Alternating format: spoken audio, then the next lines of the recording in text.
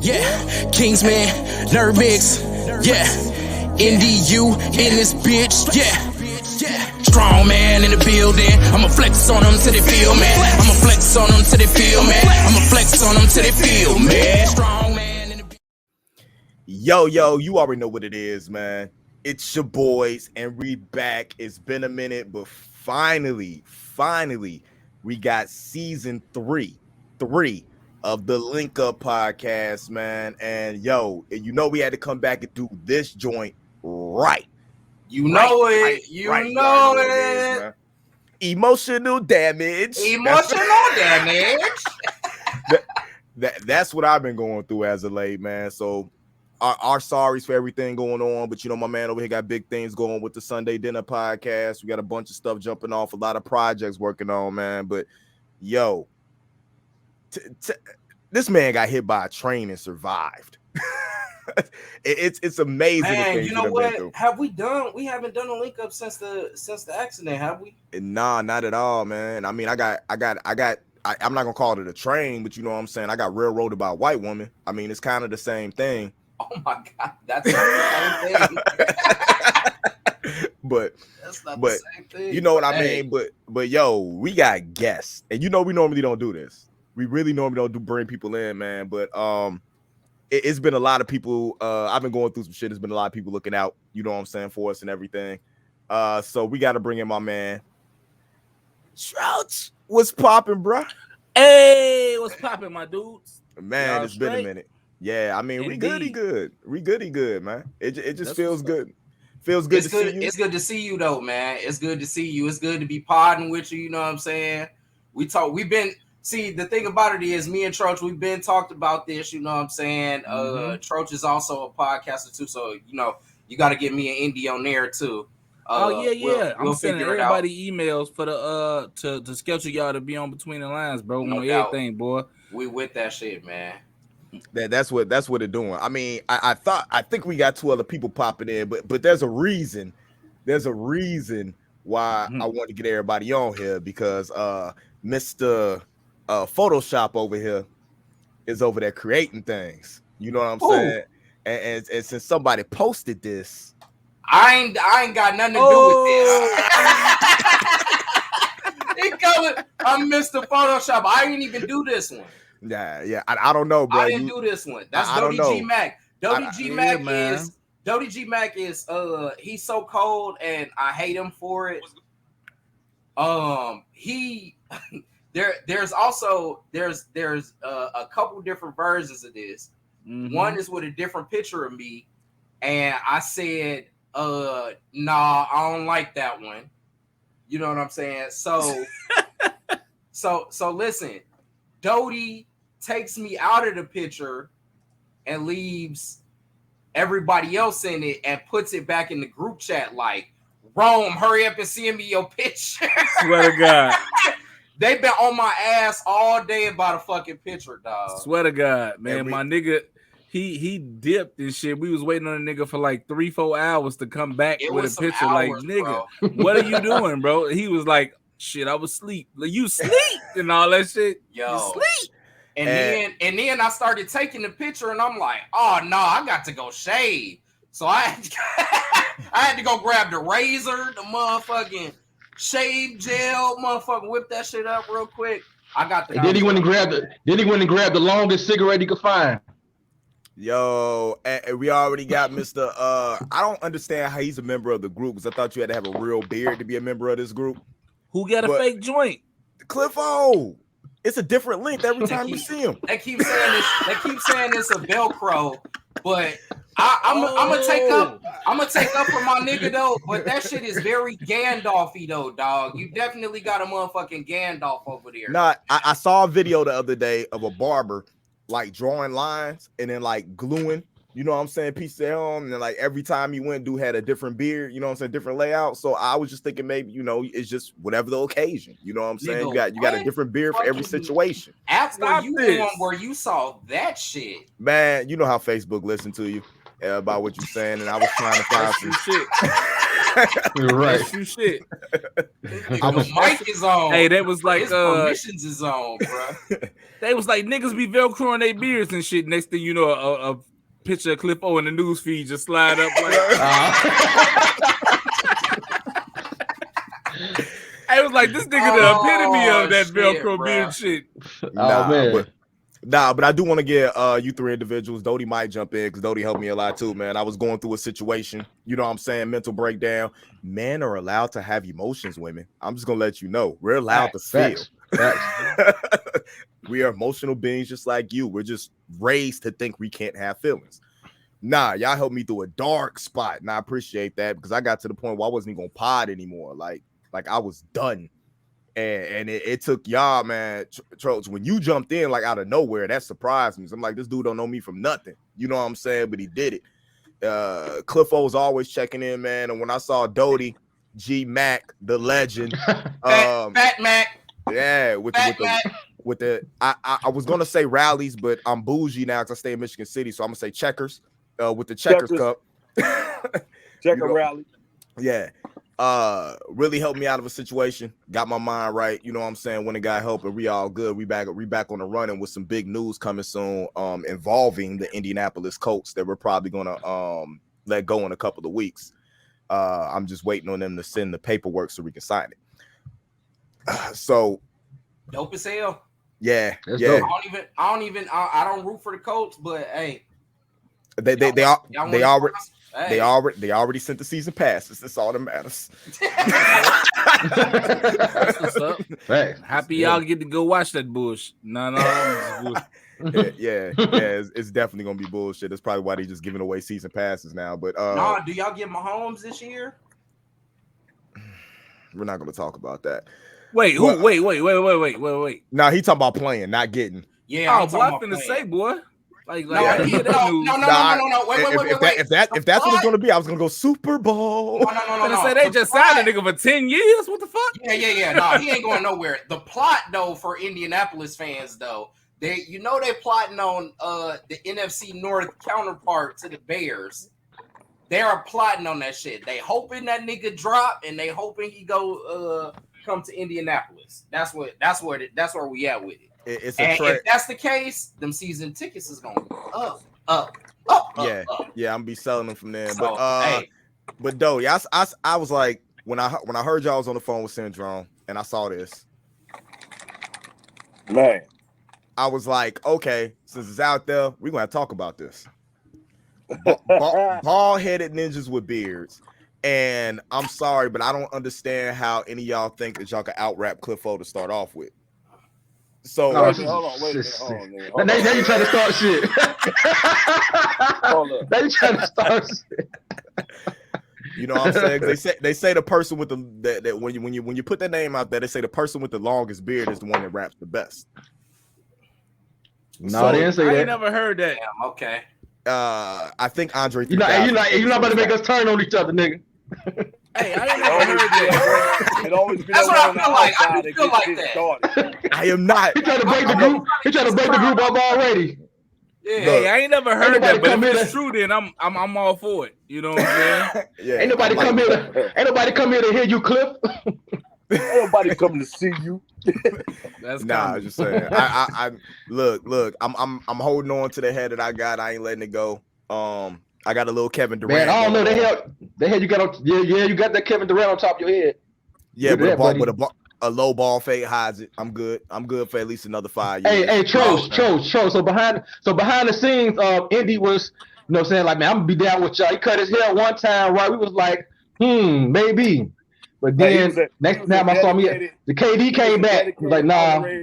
Oh no, you got the KD here? Yeah, I got the KD. Well, the cocoa beads with the ball. But see, the problem is with the ball. Sorry, bro, my bad. I feel. Oh my god, this with so the hurt. ball with the ball head. You know what I'm saying? That the 27-year-olds don't rock with me. Then I start a little bit older. You know what I'm saying? If I keep a little bit of hair, had a hat tilted so you can see the front and the lining. You know what I'm saying? I could normally go hit them 24 to 27-year-olds. I'm cool with that. You got the demographics on that shit. That's fucking crazy, bro. Hey, he did. Hey, Chose, when he did cut it off one time, we was like, okay, all right. He just grew it back. Hey, you know what though? you don't even got to do much. Like with the beard joint, you know what I'm talking about? Like it's crazy. You don't even have to. The funniest shit that I just peeped right now is we bald head niggas with beards. Everybody get on the hat. What the fuck?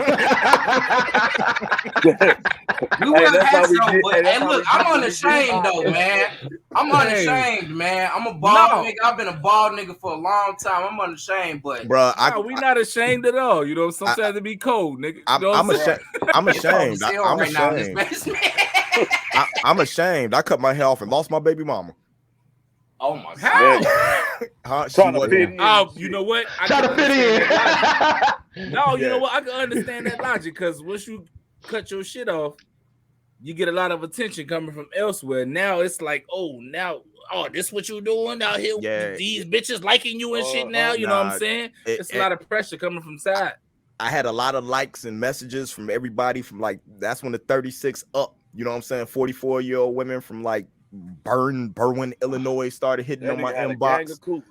Yeah, I was like, see this. Like you worried about Madeline? That's Madeline. Yeah, this one got my dad in trouble. That's Joyce and all that shit. Might be what got my brother in trouble too. Like, you know what I'm saying? As soon as they let that hair go. I ain't gonna lie though, the young girls like the bald head too though. Don't sleep on it. Not the ones I rock with, man, because I can't go to Comic-Con dressed up like characters if I ain't got no hair. You can't just wear a wig. Nah, I'm gonna good, do that dog. anyway. I'm good, dog. Get you a blonde motherfucker. Give me a blonde Goku wig. Unless you go there and dolls on them, you'll be all right. How you gonna go as Dawson with a beard? You right. You gotta shave that shit off. Yeah, the beard ain't going nowhere, hell bro. No. The beard can't go nowhere. I shave off the beard like I shave off the beard like I'm parked outside high schools all day. I swear to God, that's what I'm saying. Like if you had the beard too long and you shave that shit off, you creepy instantly. Your whole face look creepy. Not just creepy, like your face is just like a different color. Like when you shave the beard, it's like all light where the beard was and it's dark everywhere else. And that's funny because we was just talking about that the other day when we first cut our shit off and how your head was like how the head was skin and shit up under the hair. That shit crazy. Like, oh my god, what shit looking like a peeled potato and shit. Hey, Andy, real bald head issues, nigga. Not no, I'm gonna save my shit, nigga. I'm talking about nigga, real shit. We can't grow the shit back, and we got motherfucking. I took a stand, goddammit. I'm cool with it. Like if they came out with like, hey, we can cure baldness, I'm like, you know what? I'm good. Let's keep it the way it is. I'm gonna be like Brian. I'm like Brian Urlacher of me, dog. I'm gonna go ahead and let y'all niggas in on the secret, man. I'm gonna let y'all know too, bruh. Hold on, B. Hold on. Hey. Hold on, B. Hey, Dodie. They about to say what I think they about to say.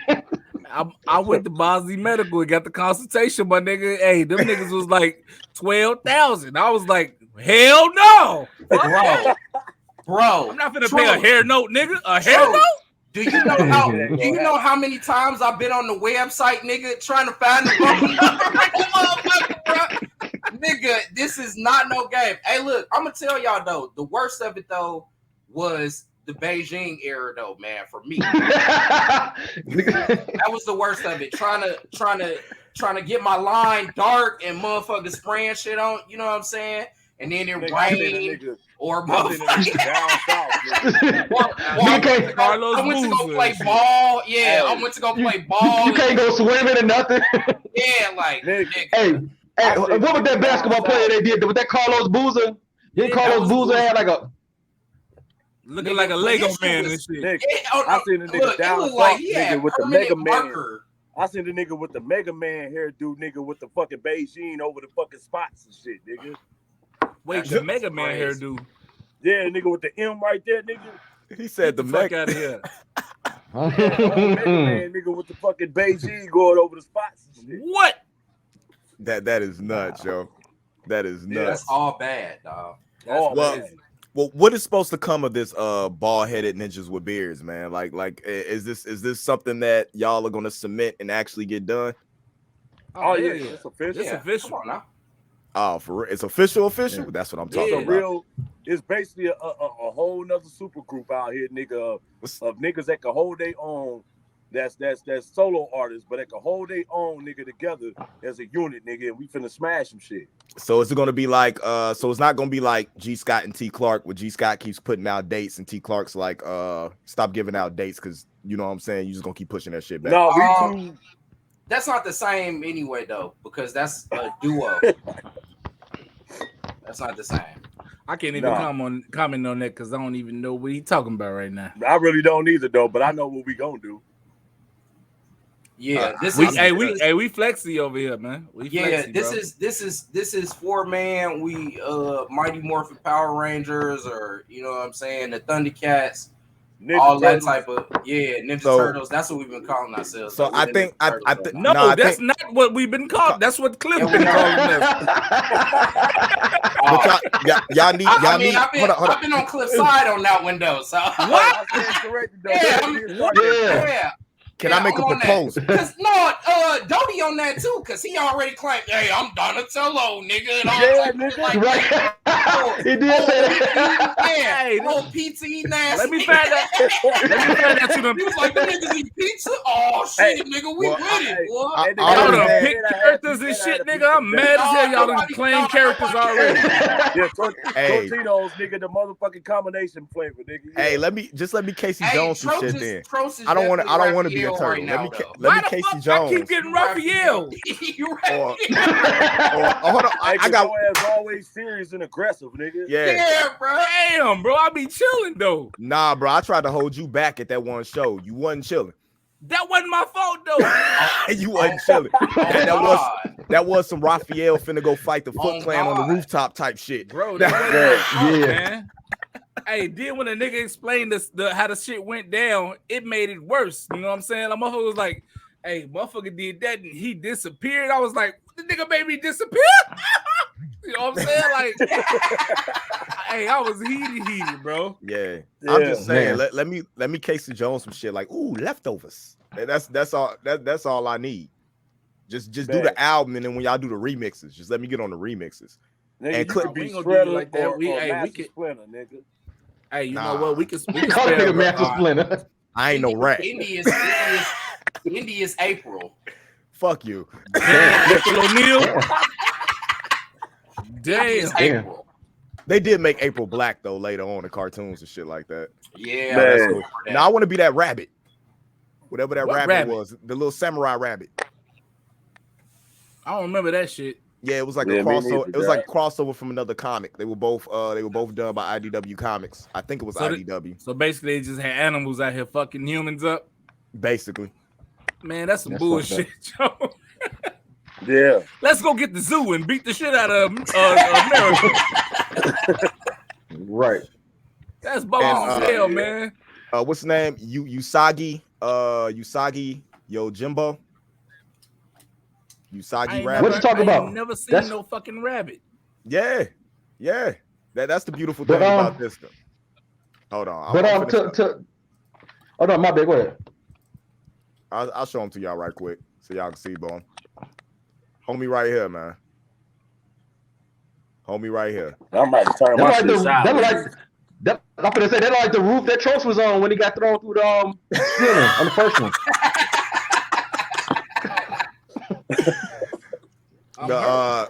He was he was in the comic, and like he only had a couple of episodes that he was at when he was on the show. That nigga like a Tom and Jerry character. Yeah, but he was a samurai. Come on, man. You know that first one wasn't that first cartoon wasn't that hot. That was back in the 80s. Bro, I'm mad at the bunny, bro. Did he have his ears tied up? Yeah, man. That's what I told you. That shit is wild, honey. And since y'all since you finally told me what the rabbit means to the gang culture, you know what I'm saying? I'm running with the rabbit hard now. Boy, stop. This nigga. Stop, dog. This nigga, right. Took the words out my mouth. This nigga. Nah, but that would have do. But man, I heard y'all talking about something. I thought it was pretty interesting that we actually want to have a conversation about what's going on, man. This versus talk. Oh, wait. Versus. Who doing the versus?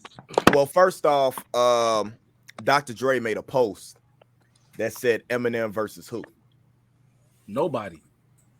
I think Busta Rhymes would be a good one for Eminem. And Swiss Beats said Busta. Yeah. So listen, you know what though?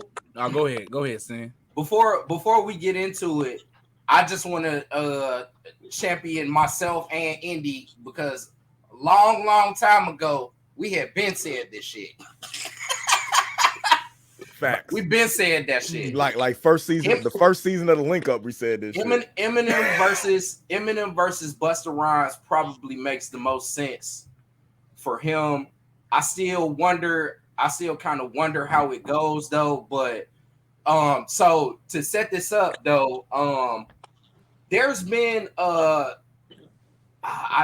guess I would call it a conglomerate of Eminem fans that say that he and Jay-Z should be in the verses.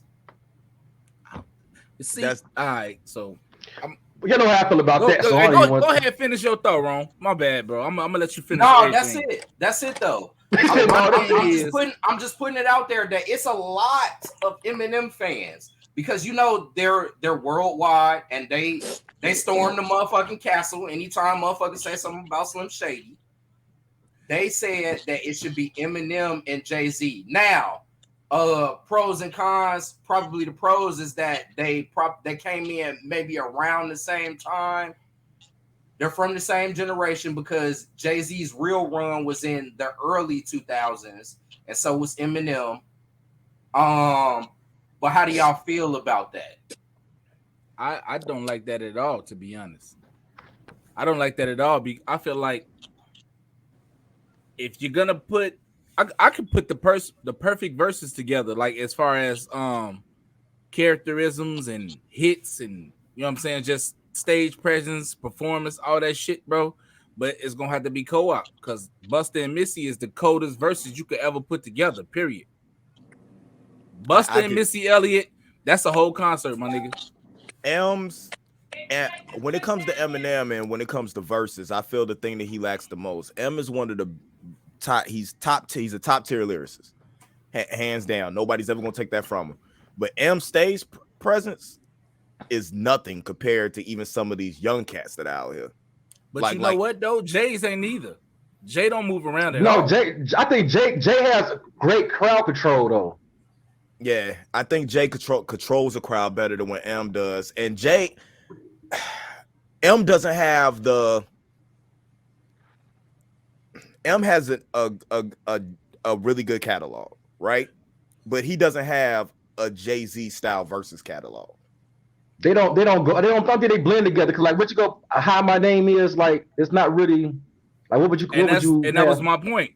That was my point of saying like I don't like it at all, you know what I'm saying? Because it's like it's two different kind of dudes going at each other. I think if you do a versus, make it like similar kind of competition. That way you won't miss a beat with that shit and everything is fire all day long. You know what I'm saying? And that's why I think Busta would make a good match because him and Eminem are both animated. They both have done videos and done performance, stuff. But performance-wise, Busta go watch him because nobody can perform. But you know, another good one that I thought was that never came up, and I think that Diddy was too quick to like kind of brush it off. I think that Jermaine Dupri and Diddy would be a good one because they had so many similar artists. They both had girl groups, they both had guy groups. They both produced. They both had big artists that did things. They both got songs from Mariah. They both got I think that's more because Diddy wanted to go against Dre. To me, that don't make sense. I think Jermaine Dupri was a better matchup. I agree with you on that part right there. If I'm being honest, I think Diddy was on some chicken shit for real. Because Jermaine Dupri can actually go toe to toe with him. Like if you wanted to go look at the artist, the catalog, all that shit, Jermaine Dupri can go toe to toe with him, bro. But Diddy, I think Diddy is thinking like, oh, I'm on another fucking level. You know what I'm saying? I'm still relevant. But who really be talking about JD right now? That's what Diddy's mind frame is. JD got some shit. No, I know he do, but I mean, Diddy did something too, but you don't really hear about JD as much as you still hear about Diddy. You know what I'm saying? JD get Diddy a rub for his money just before the fucking Total and Bow Wow catalog. My mama. The thing is, we look at Diddy as more of just a musician. We start looking at his brand and things he's done outside of music. We don't. No, I'm saying. Well, I'm saying that the reason why we looking like why Diddy probably feels that he's superior is because of things outside of music versus Jermaine Dupri. For the most part, it's just mostly music. Listen, JD and Diddy is good. I think that Sean still pulls it out, and I'm gonna say I think it would be rather convincing. It's just a lot of. It's a lot of. So if he starts throwing on Biggie stuff, what the fuck can JD do? But then he can also go. It could be Jagged Edge versus 112 and shit. I like Jagged Edge more than 112. Yeah, but no. That Jagged Edge 112. You can like it more, but that's gonna be close. Don't forget about Total and Escape. Yeah, but Diddy got. No, I wouldn't put Total with Escape though. No, going again. No, we still talking about JD. Like what Diddy would be able to pull, what they would be able to pull from the catalogs. Oh yeah, but they ain't gonna be able. Shit, I'm a huge Mace fan. It's some shit that Bow Wow might be able to pull out the ass that might compete with some Mace songs. Like if we talk about hits. We talk about hits. See, this right. My point, he's right on that, shit, bro. But the shit gonna be closer than anything. What motherfucker gonna do with jump? What motherfucker gonna do with jump? So listen. That's probably the point. The shit gonna be close as fuck for these two reasons. Diddy ain't never had no Bow Wow, but Jermaine Dupri ain't never had no locks. Or Biggie. Or Biggie. That you can't even. I wouldn't even put that cheating, bro. Like don't do that, bro. That nigga Sean was on them Biggie songs though, bro. Like don't y'all keep discounting the brat like she wasn't. No, we just ain't got there yet. I'm telling you, it's gonna be some Diddy. So he gets to play shit like G-Dep Special Delivery. He gets to play Black Rob. Whoa, that's a point. JD. I don't know what JD can play against. Welcome to Atlanta Remix. Welcome to Atlanta Remix. Welcome.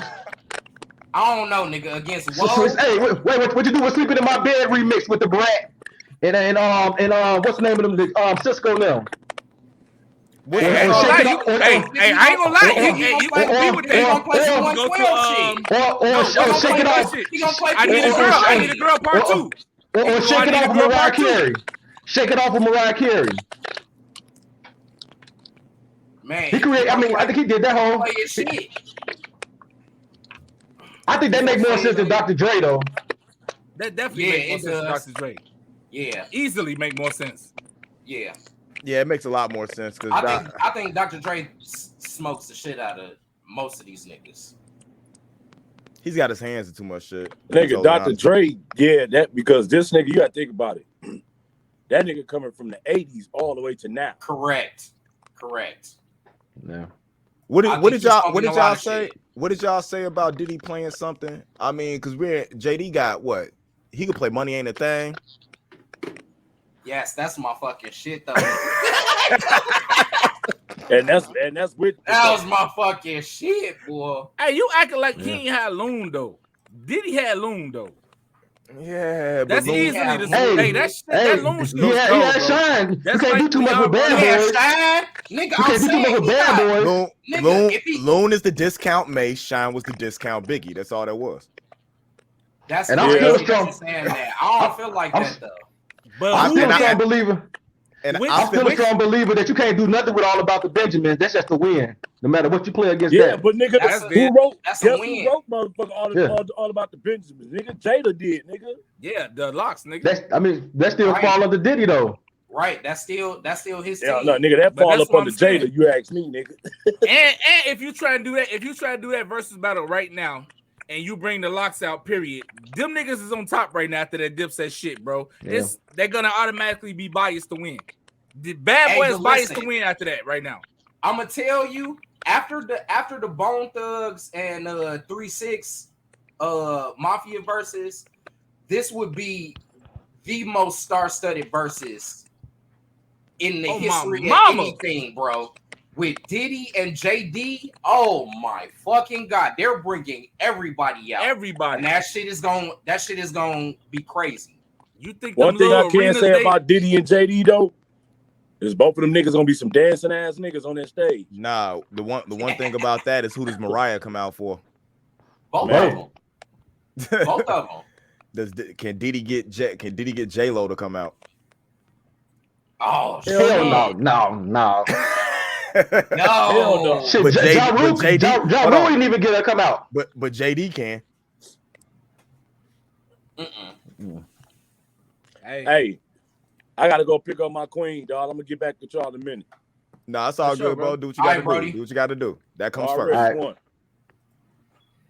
Nah, but it'll be interesting. But back to the Eminem stuff, man. I just feel that unless it's something where like you're actually spitting acapellas going out there, I just don't feel he has the plethora of hits to stand against a lot of the people they're trying to put him against, unless you put him against somebody who has similar music as him. So like, what does that leave you? Like fucking Hobson, Logic?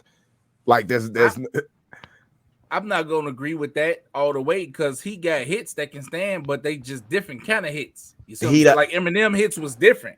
Like he ain't had no club hits, but his shit was like top of the Billboard's hits. Yeah, though. But he don't even stand by his older music that he did. And if he comes with his newer shit, you know what I'm saying? Like they're talking about Busta Rhymes right now, right? Like what does M do when Pastor Cavassier comes on? Man. You know what I'm saying? He really can't do nothing with Busta. He can't. Now I think about it, he really can't do nothing with Busta Rhymes. He can't do nothing with Busta Rhymes, bro. When Gimme Some Mo comes on, bro, that shit is over with. Or when Eminem goes into My Name Is, as soon as it stops, all you hear is dun dun dun dun. You know what I'm saying? Like it's because you could play Busta shit in the club, but that's what I'm saying. Eminem got a different kind of hit type shit. Like his shit wasn't no in the club shit, but he was still killing the billboards. Like his shit was hits like that. And we have people who have been in these verses who've been killing the billboards and still lost to people, you know what I'm saying, that was in the club. And that's the problem. So I feel like because Nelly got smoked by Ludacris, boy. Ludacris had hit. I don't think anybody gave. No I don't even. Issue. I already knew Ludacris was gonna win that shit. I don't think people give Ludacris enough respect, dog. But Ludacris catalog is solid. That nigga got hits and bars. Solid. Nelly just got hits. And he can outperform Nelly too, and that's before they was in the. Ludacris needs one of them club verses where you know what I'm saying, they're actually out there performing and stuff, not over the internet joint. They need to get Ludacris one of them. He was supposed to go against T.I. That's really where that was supposed to be. Who was? He probably would have smoked T.I. too. Ludacris T.I. was where it was supposed to be, but it just I thought it was supposed to be T.I. G's until they switched it. Yeah, it was, but what I'm saying is for the versus culture. We needed to see T.I.P. versus Ludacris. That's what why you saying that want to see. Ludacris and T.I.? Yeah, why you saying that? You don't remember that they had beef? Yeah, but why we needed to see that versus though? That's what I'm saying. Like why that versus makes sense? I think that would have made more sense. Because that's for Atlanta. That's an Atlanta thing, and they had beef, and that's the thing that makes the most sense. Both of them are very, you know what I'm saying, influential in Atlanta culture and building it up to where it is now. They both are very solid rappers. They both have a high catalog. They both been on the billboards. They both got multiple multi-platinum albums. That's the one that makes the most sense. I think that makes more sense. And now Lil Flip get delusional talking about he want to go against T.I. Lil Flip gonna get his ass smoked. Man, Lil Flip got 2 songs. His mixtapes ain't all that. Lil Flip gonna get his ass smoked. I think people. You don't got 20 shits to rock. Lil Flip did not got 20 joints. Decent though. Yeah, but they not T.I. decent. No, they're not even relevant anymore. At all. They're not relevant anymore. Are you going? It's gonna be like a Soulja Boy thing. He's gonna play Game Over like 6 or 7 times. Like all the different remixes. Just keep playing all the different remixes. That's cool. Gonna have to. I would like to see. I mean, I like to see Game and T.I. to be totally honest with you. What? I would. I'm gonna keep playing. I don't think Game catalog long enough though. Game got some shit, man. Yeah, but Game. Just Just think about Urban Legend by itself. Just think about the documentary by itself. Like for real. Like Game got 20. He do. I don't think Game gets enough respect for, you know what I'm saying, what he did in the You think Game got 20? Game got 20. Yeah, I don't think Game got 20. Game don't got 20. He got 20. He got 20. Game don't got 20. Game got 20. We talk about 20 hits. Yes. We talk about a verse that consists of hits. Yes. I don't see Game with 20. He got 20. It's gonna be hard for him though. When T.I. gets into his feature bag though. He got features too though. T.I. Nah, but when T.I. start bringing out, we start bringing out Rihanna. We got like Rihanna start bringing out Rihanna shit and Soldier with Destiny's Child, and it's too much you can do with that. It's tough. What you know about that? What you know about that is a win off top. Fit man, he bring out 50. He could bring out Drake. He could bring out Kanye. He got a current hit with Kanye right now. You can't bring out no fucking 50. 50 ain't going. Man, 50 go anywhere. 50 is not showing up, bro. He won't be there. He don't have to. That's why we can't see a G Unit versus. yeah. 50 ain't going. It's not happening, bro. 50 ain't going. I think you know how many power books I got right now, nigga? I ain't finna show up to your weak ass versus, boy. Nigga, we filming BMF. We filming BMF tomorrow. Yeah. Who would be the versus against G Unit though? I don't think it's one. I don't think G Unit was strong enough to go against nobody.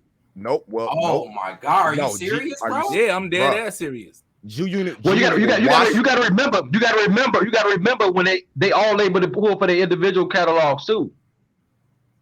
G Unit would have like you thought the Locks did Dipset bad. It would have been bad for Dipset. I mean, just alone, 50. We get so much 50 shit you can just pull just because it's the G Unit. That's not G Unit. That's just 50. No. That's how it works. That's how the verses work. Yeah, anything that your name is on. Lloyd Banks. Anything your name is on, you can use it. For example, if Jay ever did a verses, he can do Still Dre because he wrote the whole song. Correct. Even though it ain't him performing, he just wrote it so he get to use it. If it's a verses, 50 can go get Mini Man and throw it in there because he part of G Unit. But listen, I think you still sleeping on that first G Unit album was cold. The mixtapes that they had before was cold. You get Lloyd Banks, you get Young Buck stuff. Shorty wanna ride with me. Yeah, that's what I'm saying. You only had the Shorty wanna ride. Young Buck stuff. No, bro. He gets a song too. If he play that song. Hey, look, that's what started the Ludacris T.I. beef. That shit. That shit is going, bro. Had the weakest verse on it, but started some Luda went fucking. Who's money in the bank? Who's money in the bank song with that? That was Lloyd Banks. Yeah. No. Money in the bank. Was Scrappy on it? Yeah. Oh my God, who shit was that? Bro, I'm looking at fucking Game's features right now, right? On just like I just looked at his top 20, like his top 25 features since we was talking about him, whatever, dog. And I forgot about all that. The Lil Wayne, Big Sean, Fabulous, and Jeremiah. The fucking Undefeated with Marsha. Yeah, Undefeated. It was his track. The Undefeated with Busta Rhymes and Marsha Ambrose. Jesus Peace with Kanye West and Common. Fucking Letter to the King with Nas. He's got like 8 tracks with Busta. We ain't worried about Tony Yayo. And he on that crack music. He on that crack music with Wayne and You'll Get Far. Yeah, Still Cruising with Eazy-E. You know what I'm saying? Anything he did. And he on Certified Gangster Remix. Ali Boombaye with 2 Chainz and Rick Ross. I can't believe I forgot about that fucking song, dog. And he got Dream. Hey, that shit is gonna rock, nigga. Oh God. Hold on. That Ali Boombaye. Oh, nigga. Hold up. 100. And he got Dreams. 100 featuring Drake. He has 8 collabs with Kendrick Lamar. Like, yeah, but what are they though? Like he wasn't on Kendrick album. No, Kendrick was on his shit. Like the City in 2011 with Kendrick Lamar. Kendrick Lamar was on a bunch of his shit. 300 bars and running, West Side Story. What's that diss song with him and Tiger? I forget. That ain't even on here. I mean, but that shit was hard. He said when they were dissing Lil Durk. Yeah. He got some Tiger shit. told me that Durk dissing. Durk who, nigga? Nah, that's crazy. Gang got some shit, but I don't know, man. I mean, it's a strategy to it though. That's what a lot of people don't realize. I mean, because I really think that on paper the Locks definitely beats Dipset, but then the Dipset definitely didn't their strategy was horrible. No, their strategy wasn't horrible. It would have went. Jada fucked their strategy up. That's what happened. It would have went. It could have went better for them. But yeah, it could have. When we talking about groups and the chemistry, you got to think like the Locks. The Locks is a group. Been together. Yeah, they ain't never break up. It wasn't never no issue between them. They always been homies. They still go out on tour with each other. You know what I'm saying? Like, and then you got Dipset who done broke up multiple times. Them niggas might not even wanted to be there with each other like that. But then you know what? That might be an issue with G Unit too, though. If they were to ever do it. Well, that's the chemistry. The chemistry gonna be an issue with because it ain't gonna happen. It's not gonna happen. That's that's where we at with that. That shit ain't happening. All right. So who do y'all think who do you match Eminem up with if he does a versus then? Like other than like Royce or Joe Budden or some, you know what I'm saying? Somebody that does similar fucking music to him. To me, be honest, I don't think I would actually enjoy it now that I think about it, because what I started like more about it was the presentation of it, or how it was, you know what I'm saying, how it was put out there, and we seen everybody, you know what I'm saying, bring the, I don't think that I would actually enjoy it, because I give props due, you know what I'm saying, like I think Eminem probably one of the best rhymers ever, but to be honest with you, I mean, I don't really like the music, can't relate to it. I admire the craft, but I mean, I would really want to even really see it for real. No, I get you. I never even had Eminem versus in my brain, bro. Like I don't even think that's, you know what I'm saying. I'm with Cliff on that one. Like I don't even see that shit. Period. It might be the most viewed versus just because of the popularity of Eminem. Like that's like a free concert. It would be money, but you just have to make sure that you got somebody that makes it you have to make sure that his opponent makes it interesting and it's not somebody who is just going to take, you know what I'm saying, the shine away from him. Because if Eminem takes an L in the verses, ooh-wee. Well, if he takes an L in the verses, I feel sorry for whoever he took the loss against. I don't see nobody compatible with it, honestly. That's what I'm saying. I still think that I do want to see him in the verses, but it's gonna have to be MGK. Or like Cannabis, or you know what I'm saying, something like that. Oh man, I mean, but he ain't got the catalog to go with it though. No, yeah, MGK got 10 for him. I don't know if he got 20. He got 20, but it ain't all gonna be rap. You think MGK got 10? Yeah, MGK got 10. You can't match MGK up with Eminem. That doesn't make sense. Tech 9 will roast fucking Eminem, to be honest with you. Man, cut that shit out, bro. Tech 9 will roast Eminem. Cut that shit out, bro. He would, man. It is a lot of artists that I want to see, but I mean, like we said, we talk about compatibility. Like we all from the Midwest. I would love to see Twista do that shit, but then it's like it's more like he's more loved regionally than nationwide type thing. That's true. And I don't think that it would hit as hard because outside of here, outside the Midwest, it don't register the same way. I think that was Bones' issue. I think when they were up there, they weren't, because they're so regionalized. As much as we look at them as a national act, they were regionalized act, and it just didn't look good. You know what I'm saying, against 3 6 Mafia. And let's just say this. I don't really take away from it like that though, but me either. No, I get what you're saying. I'm going from like social media, not from like my own view on what they did. I'm just going from like how social media reacted. No, they just didn't. They didn't have. It takes a certain energy in order to keep up with somebody like 3 6 Mafia, dog. Yeah, so they got some shit. They just didn't have it, bruh. They just didn't have it. You can't really. The weed song that's like a personal favorite for each and every one of us who love Bone. but that shit don't sound right when you know what I'm saying. That shit coming on the heels of some motherfucking thunderous ass shit. Some club killer man, shit. Nigga, when they brought A-Ball MJG out, I was like, man, damn, that's a wrap. But see, that's what I'm saying. Like you can't match. Hey, that's two one of groups the best together moments in versus history, though.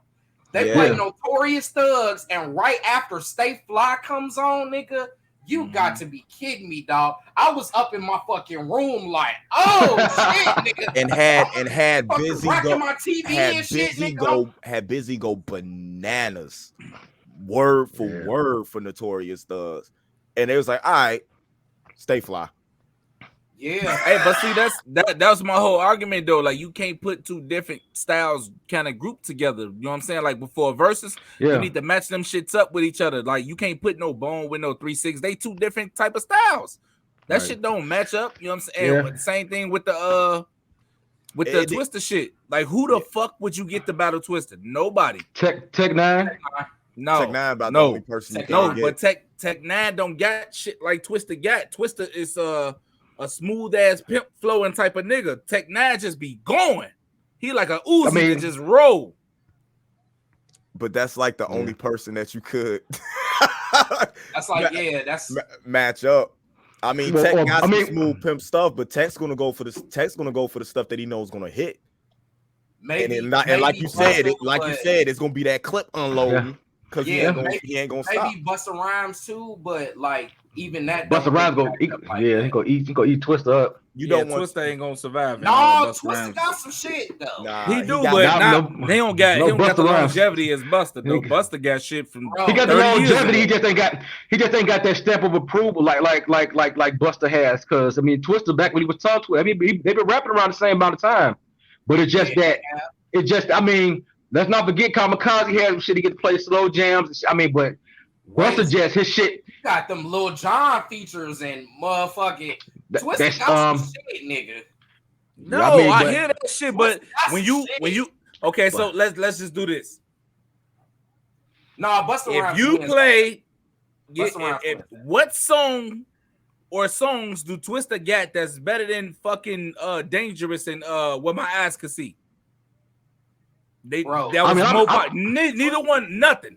Twister got some shit though. He can play Overdose. That's the problem though. That's the problem. Cause it hit with us more because when that shit came out, regionally we was on it. Nigga, so motherfuckers in California hear that shit, it ain't gonna hit them. But listen, this is another thing that people kind of get confused with the verses as well though. Like for instance, in the Locks verses, everybody ain't know all of them fucking old ass freestyles that them niggas was hitting, but because they're performing them right then, nigga, if Twisted go acapella on any fucking song, it's finna kill shit, bro. Cause you know he is finna hit every fucking syllable and it's gonna work. But Busta do the same. Busta do the same thing. Yeah, Busta can do the same thing. And I was just saying, bro, like which songs that Twister get that can pop like Put Your Hands Where My Eyes Can See and Dangerous, it ain't bro. even that. What's the Chris Them Brown? Two songs was worldwide crazy. What's the Chris Brown feature he got where he just fucking spazzed? Look at me now. Look at me now. Where he just spazzed that verse acapella. But Twister did a remix of that too. Yeah, and he could hit him with that, but Busta got like. Busta got some shit. What Twister gonna do when Busta bring out a Linkin Park feature? What Twister gonna do when Busta gonna do? What Busta gonna do when he plays That Your Bitch? And my whole argument about this thing is that I don't think Busta is a better rapper than Twister. Period. No, I'm saying Busta got better hits than Twister. Yeah. He got bigger hits than Twister. And that's but what counts. If you want to rap, Twister gonna out rap Busta all day long, bro. Listen, I think that it kind of comes down because, like you said, like you know, the Put Your Hands On My Eyes To See, to give me some mode, the Past Cavassier. Some of those are, you know what I'm saying, they're gonna hit. Overnight Celebrity can beat Past the Cavassier. Bro, Adrenaline Rush is gonna kill something, bro. Yes, it can. Yes, it can. Overnight Celebrity can beat Past the Cavassier. I can't see that one, bro. I got one. Slow Jams or what's the one that Busta got with Janet? The one that Busta got with Janet. It's gonna bomb Slow Jams. Hey, listen, I'm gonna tell you something real quick. So I'm at Family Dollar yesterday, getting some trash bags, and that song with Busta Rhymes and Janet is on in the store. The shorty who's the cashier, she was playing it. Nigga, she is in there rapping every fucking syllable to Busta Rhymes verse, nigga, while she ringing my shit up, nigga. It ain't Slow Jams ain't got that shit, nigga. Nah. I'm gonna be totally honest with you. Slow Jams was brought down by Kanye. I like Emotions better than that. Actually, I like Emotions on that Adrenaline Rush. Nigga, Po Pimp, that's not gonna rock in that motherfucker, bro. If he bring out Do or Die, he bring out the right type of people, and you know what I'm saying, do that. It's work, bro. It's not, bro. It's not. It depends on where they do it. What's that? Don't they got that? What's that one with David Banner, Like a Pimp remix? Yes. All right, so he got some features, bro. This my thing. Versus is worldwide shit, bro. Mm-hmm. Like motherfucker, you bring out Do or Die. Ain't nobody gonna know who the fuck Do or Die is outside of us in the Midwest. Right, you right. But until they get to snapping. When you go down, and they still gonna be like, "Who is these niggas?" They don't know who the fuck that is. Damn, these niggas. Is it Memphis? Hey, but Twisted Dude, Twisted Dude got that one. South. Twisted Dude got that one with that Rome you was talking about. That stand up with Lil Jon and Trick Daddy. Yes, that shit go. That shit gonna go, bruh. Like he got some shit though. I'm gonna tell y'all the shit that's gonna make Twisted shit pop the hardest when he do. Goddamn it, We Are the Champions with fucking The Rock, nigga. That's it. I forgot about that. That's it. Rockefeller on my piggy ring fucking battle, nigga. I'm gonna get the things. That's where you drop the beat at. Take the beat out. Let him go. Take the beat. Cut the beat. Let that nigga kill. I rock you with that. I could listen to Twister rap on. That nigga don't need beats, bro. Low key. Yeah. Man, bro. I cannot believe that Brock Lesnar took that loss. I'm gonna have a horrible time fucking reviewing this shit. Who he was fighting? I ain't seen. Bobby Lashley. What? He took that L to Bobby Lashley. Lashley went over. That's kind of. Lashley did have a better MMA record. Lashley was 15-3. Bro, leave it alone. Unpopular opinion. The Heat and the Raptors going triple overtime right now. That what the fuck? Only person I feel like can get Jay is Kanye. What you say, Cliff? Say unpopular opinion. Only person I think can get Jay is Kanye. Drake. I believe get him. Yeah, I believe Drake can get him too. That's Drizzy. That's a Drizzy win, bro. Kanye can be as cocky the fuck he wanted to. Like, no, I said Jay. I'm about Jay. I'm about Jay. Nah, like we said, Kanye be as cocky as he wants to, but I think after watching this little Drake and Kanye concert he had, I don't believe Kanye will pick the right lineup against Jay-Z. I think that would be the problem. But Drake, the problem would be that Jay can't use anything that Kanye either produced or featured on. That's why I think it would be closer. He can't. I thought that was if he go against Kanye is what I'm saying. Nigga, that shit don't matter. He don't need no Kanye records, nigga. He's still rocking, nigga. What?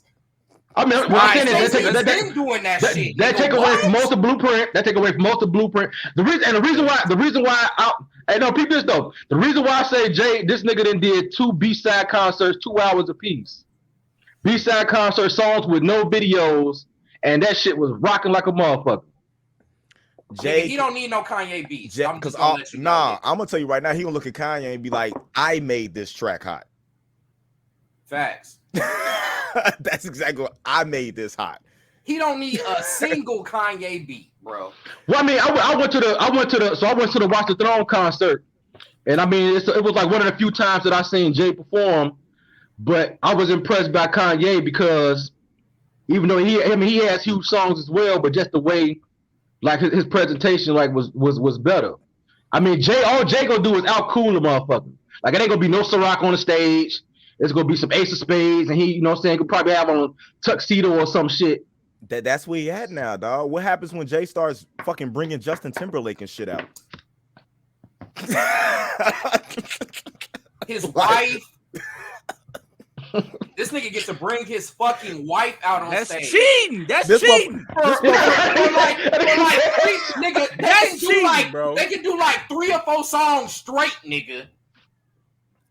That's cheating. And then you can do Mary J with Rihanna on with the shit with both of them Mary on J, it. Like Rihanna. How can you make a decision on that? This motherfucking cheating to have Beyonce in your back pocket, bro. This motherfucking go find fucking Myth Bleak and dust them off. He better not do no Myth Bleak shit. Beanie if you want to. He can bring Scarface out. Free. Ooh, this can't be live. What you do with this? With that? Bruh, the only person What do you do with that freestyle? What do you do with that 97 high 97 freestyle? I don't To know. that damn Grammy family. He don't use that. He don't use that. You bring out Drake. He said it. He said it when he posted that tweet. He said there's nothing you can do with that. I know he said that. But he don't do that. He doesn't do that. Why not? Why not? That motherfucker do the Pump It Up remix. I just have a hard time. He'd probably do that before. He could do the Grammy family is long, and he was spazzing on that. The way Jay is right now, he can do the Pump It Up remix, diss Joe, and get Joe to come out to the show. And Joe do it. Oh yeah, what? But Drake is the one that if you talk about another rapper, Drake is the one that has the chance, the features, the catalog, being able to mix it up on them. You know what I'm saying? Different features and shit like that. Drake is, and it's still gonna be a tough road for Drake. I don't think Drake win him. I think it'd be close, but I don't think he get him. What? Drake got get him. Drake got. I don't think he get him. I'm gonna tell you, get him, man. Get him. I don't think he get him. Don't stop. You twerking with like the feature. Drake got shit where he just singing hooks and can just do the hook.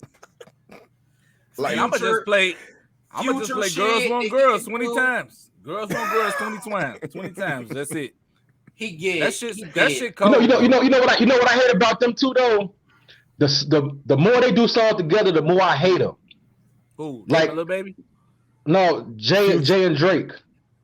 Yeah. Jay and Drake. I mean, not just like to me get worse. To me, it's gotten. How many fucking songs they got together though? They got a lot. I mean, every time Drake do an album, I think that he don't. Except this, no, he didn't have. I mean, I love Light It Up. Then Pound Cake, I was like, huh. Then that one on Scorpion, I was like, I didn't like that 3-6 month. I didn't like that 3-6 one. Hold on, Pound Cake is an awesome song until Jay-Z got to rapping. Yeah. Yeah, because he did what I did with that Unorthodox. Take a shot. What did he say? Stupid. Until Jay-Z got on there and caked it up, dog. Yeah, I was disappointed that then I ain't like the one on the double disc that they had. I was like, man, this shit getting worse. The last one I like it. What did he? It's getting worse. And then I hate the one on Blueprint 3. What's the name of that shit? That's tight. What? It's we off that? We off that? Yeah. That shit was trash. I fuck with that, dog. That shit was trash. Oh man, hell no, I ain't like that shit. Just like I hated that Hater song with him and Kanye. I hated that shit. It get worse because Drake got his own lane, bro. I'm sorry. Drake got his own lane, bro. And Jay-Z still too fucking smooth to try to do the shit that Drake do, bro. He don't want to like come up out of his comfort zone, bro. But then at the same time, but then also Jay got a line that Drake don't never go into as far as addressing certain things. But we know Drake can. He's not on that level, not like that though. Yes, he can. Drake can go alien. When it's just the fact that I'm saying addressing certain things like so like let's think about the Jay song, the one with Rick Ross and Meek Mill. They're saying with that Biggie What's Beef sample or whatever. I mean, like when you get into that bag and then start saying and like even addressing certain things in our community that Drake don't really touch on. I think that you're sleeping on Drake as far as him talking about that stuff because he does. I just think that he don't get the credit that he deserves because he's still the light-skinned guy from the mixed kid from Canada. Hey, my favorite Drake song is still. My favorite Drake song was still successful though. That was my shit. Nah, mine used to be successful, but it's been so many different Drake songs. Like my favorite Drake song. I just like that because I heard that hunger in his voice and just that Like then when Wayne killed it at the end. Nope. I like the original more than I like the album version. Facts. And 5 a.m. in Toronto will forever be in my playlist. Big Amount with him and 2 Chainz will forever be in my playlist. Dreams Money Can Buy is probably my favorite Drake song though. That shit is crazy. You know what the top fucking playlist for Drake is on Spotify? It's just called All the Collaborations of Drake, and there's like 300 songs on it. That is nuts. What the fuck? What the fuck? Oh my god, where's my Drake shit? My favorite Drake song. God damn it, I can't think of the name of this shit right now. This motherfucker has way too many features, dude. He got way too many features. It's 300 songs on this playlist. Somebody was saying Wayne should go against somebody, but I said that nigga probably won't even remember his words. Wayne doesn't need to be seen in public anymore, dog. Just let him rap in the booth. All right, man. Y'all some haters. Leave Lil Wayne alone. Who talks about verses for an hour? When I mean, it's an interesting topic. Yeah. B.H.N.W.B. That's how it goes. Hey, Cliff O got somewhere we gotta go, right? Yeah, I'm about to be late to this damn party. I mean, this is more important. This is more important, Joe. I still got some time. Hey, I got a question I want to ask y'all.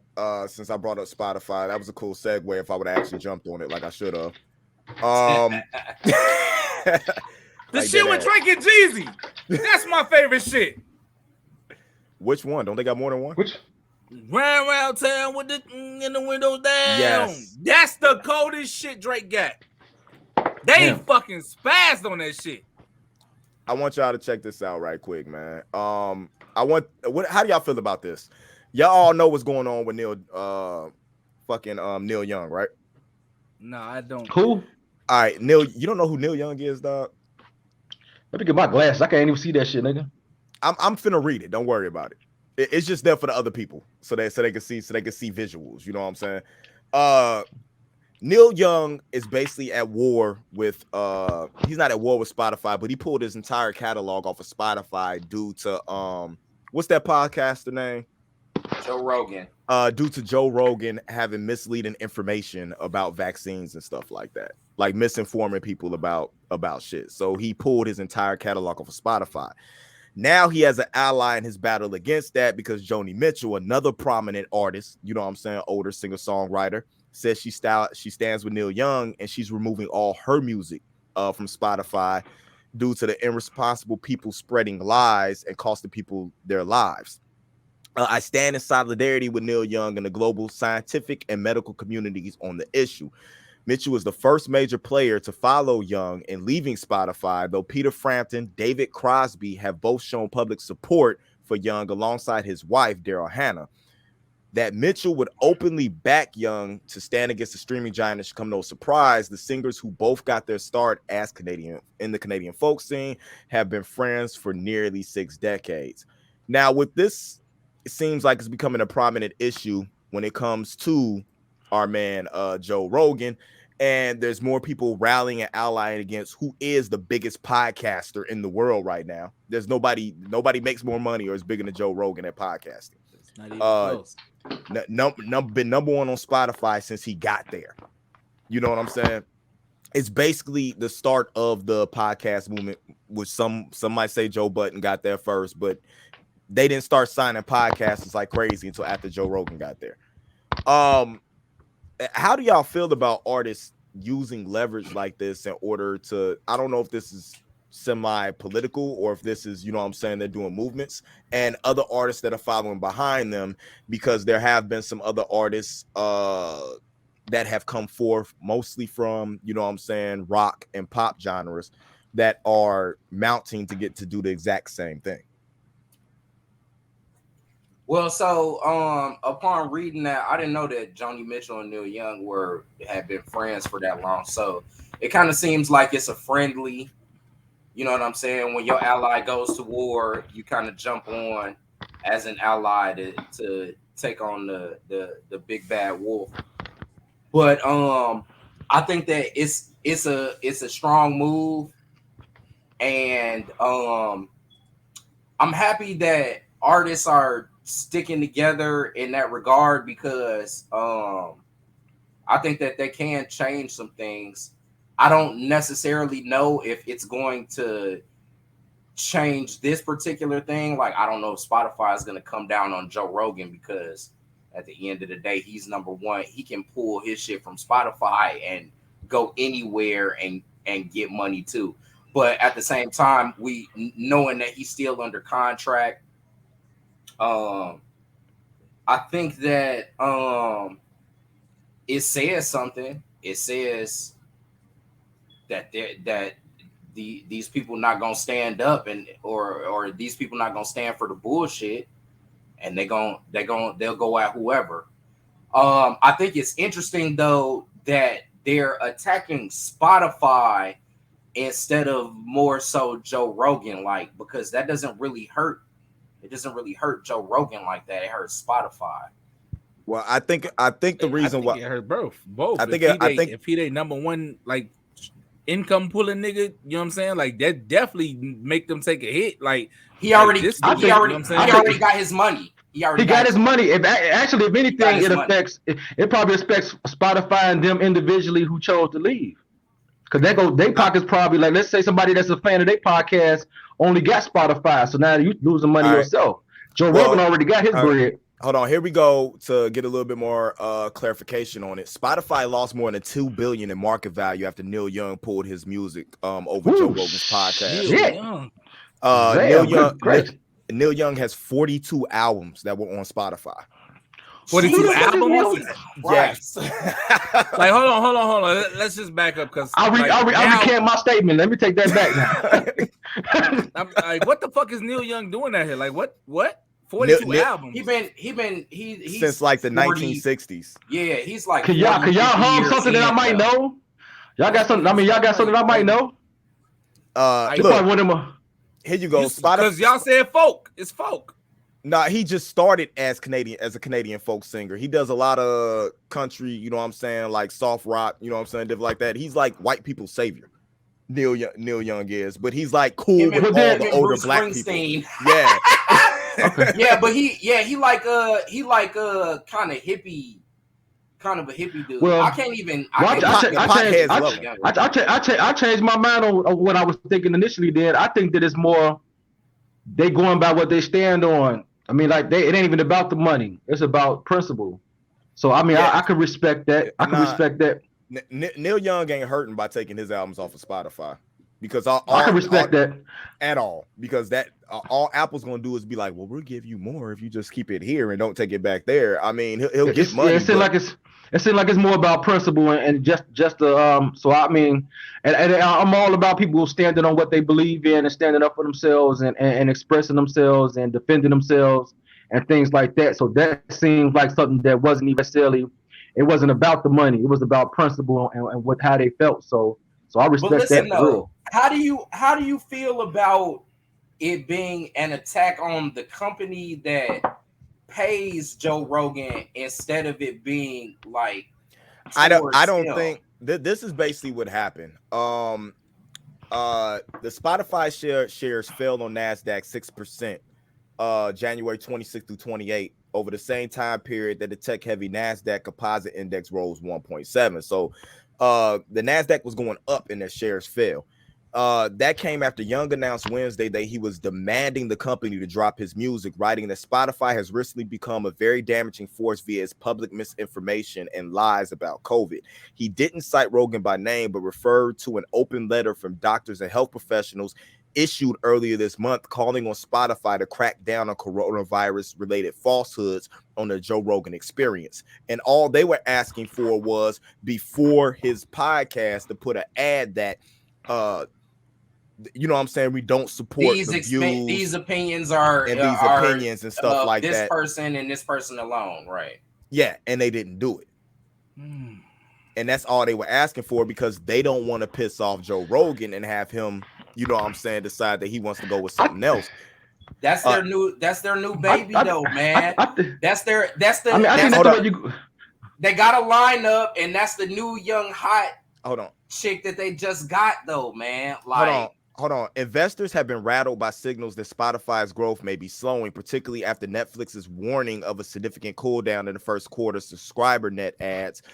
Also, is worth noting is that Spotify's stock rebounded slightly Friday, but turned around and dropped again when Joni Mitchell announced that she said too she's moving music for Spotify, as it took another 8% drop.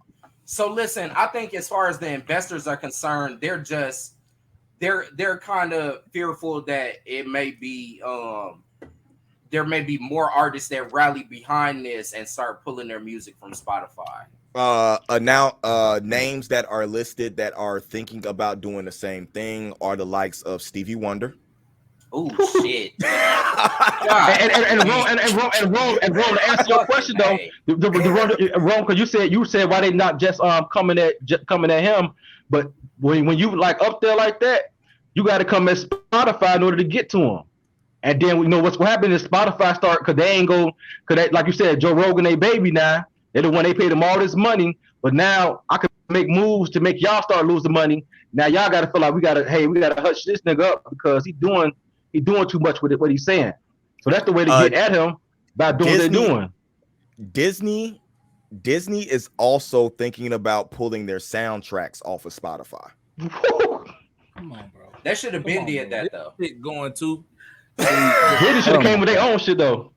Disney should have been did that though. Why Disney got to even be involved in that shit, bro? Because like y'all own separate entity, bro. Like leave that shit alone. Just stay out of it. No, because they not playing. They're not. But playing they not with finna Spotify. lose shit though. They not finna lose shit. Because I think like you bitch ass niggas, you better get this shit right. Otherwise, they go pulling our shit. Look, we gonna go somewhere else and get more money.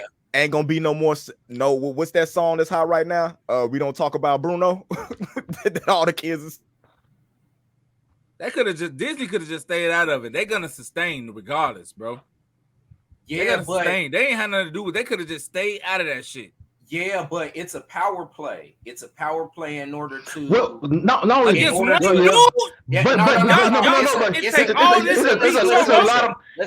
a lot of people that don't like that Joe Rogan got that money. So now it's a lot of people that had. But Disney, they're not worried about that. They're worried about what he's saying.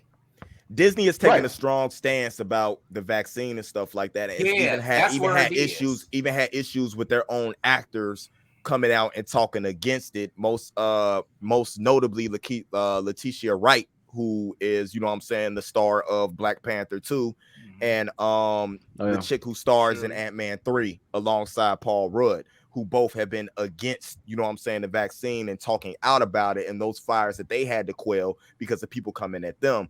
So they've been taking a stance in, pro-vaccination, not pro-vaccination, but pro-proper, proper containment of the virus. Yeah. So that's what their thing is, because people gonna be looking at that. So they've been jumping on stances quick. Like, we're gonna get ahead of the curve. People are doing this. We'll pull our soundtracks off. You know what I'm saying? So they don't have to worry. Fuck y'all niggas. And now our soundtracks are on Disney Plus, and you can listen to audio on Disney Plus for $6.99 a month, which is fucking terrible, because you know what's coming next. Listen, Indy, they'll fuck around and buy Spotify. Yeah. Listen, the link up is your thing, bro. On Disney Plus. The link up is your thing, bro, and I don't want you to get damn it banned and shit and all that, but you know what I'm saying, I got my own kind of feelings about this whole situation, period, bro. You know what I'm saying? So I'm gonna just keep that shit to myself. Nah, don't keep it to show. That's what we do. Show, bro. That's what we do with the link up. All we do is we bring the news to people and let them form their own opinion about anything. We just want them properly, and we want them informed on both sides, and we let them form their opinion. That's how we do. So if you feel a different way, we value that opinion that you have, because information that you might have might be, be heard in order for people to make decisions. I'm not gonna say that I have any like classified information that don't nobody else have. I just know that like I'm a self-thinker, bro. You know what I'm saying? Like if shit don't make sense to me, it don't make sense to me, bro. And a lot of shit that been going on with this whole situation don't make sense to me, bro. First of all, y'all reports are like inconsistent. Period. True. Inconsistent since the beginning. So you're not gonna just tell me you do this and this will happen. And then when I do this, a week later, you tell me, oh, you got to do this too. No fucking way, bro. No fucking way. Just like, okay, you say, get the vaccine. You're safe from everyone else. Now, all of a sudden, everyone else is the problem. But you got the vaccine. You should be safe from the people that got the shit. That's what vaccine means, right? And immunity. No. Hold on. The definition of vaccine is immunity to a certain thing. So if immunity means something different now, say that shit. But the definition of immunity means I can't get that shit. But in the definition of vaccine is this is an immunity against this thing. Take immunity out that shit then. If y'all want to readjust the definition. Well, the definition of vaccine is a substance used to stimulate the production of antibodies and provide immunity against one or several diseases prepared for the constructive agents of disease. The problem that we're having. You know that about hold on, you reading that? He reading that shit. I read that. Ain't no way hell he read that long ass paragraph. Bro, I don't have that long ass novel. I don't have three. Nigga, Baxter Stockman face ass nigga. Yeah, I don't have 3 screens for nothing. I make sure that if I'm going to state something that you know what I'm saying, I'm stating it properly. I totally understand. I was impressed. I butchered one of them words, but it just sounded like I knew what I was saying. Causative. Yes, thank you. Hey, here's the kicker though. At the end of the definition, it's treated to act as an antigen without inducing the disease. So where we're at with this vaccine is that it's not inducing the disease, it's helping it. Well, it's preparing your body to if you fight. If you get it, it ain't gonna affect you as bad. But initially, when they came out with it, they were saying something different. They adjusted the definition along the way, The CDC said first you go 14 days quarantine, then it went to 10 days, now it's 5. Like, nigga, get back to work. But the problem is there's other countries that have been dealing with this shit, and the way they handled it off early was they shut shit down. And hold on. You can't. Now, one thing, I love my country. You can't tell us to do shit, because the minute you tell anybody in the United States of America to do shit, we're gonna do the opposite, regardless of what the fuck you tell us to do. No, this is the thing with America. We are, from the beginning, we have been based on the freedom to do what it is, the fuck that we wanted to do. You got to remember, this started with, we didn't want to be taxed by the country that sent us over here. We was like, fuck y'all niggas. You know what I'm saying? Start throwing the tea in the motherfucker. Fuck y'all niggas. Nigga, what? So that's where this all started from. So that's the origin. But this is where we get to with the vaccine. Do you guys know that there have been pandemics like this in this country before? Yes. Yeah. You guys are aware of that. The Spanish flu, I think, right? So they probably came out with a vaccine. They probably came out with a vaccine then that didn't just cure it.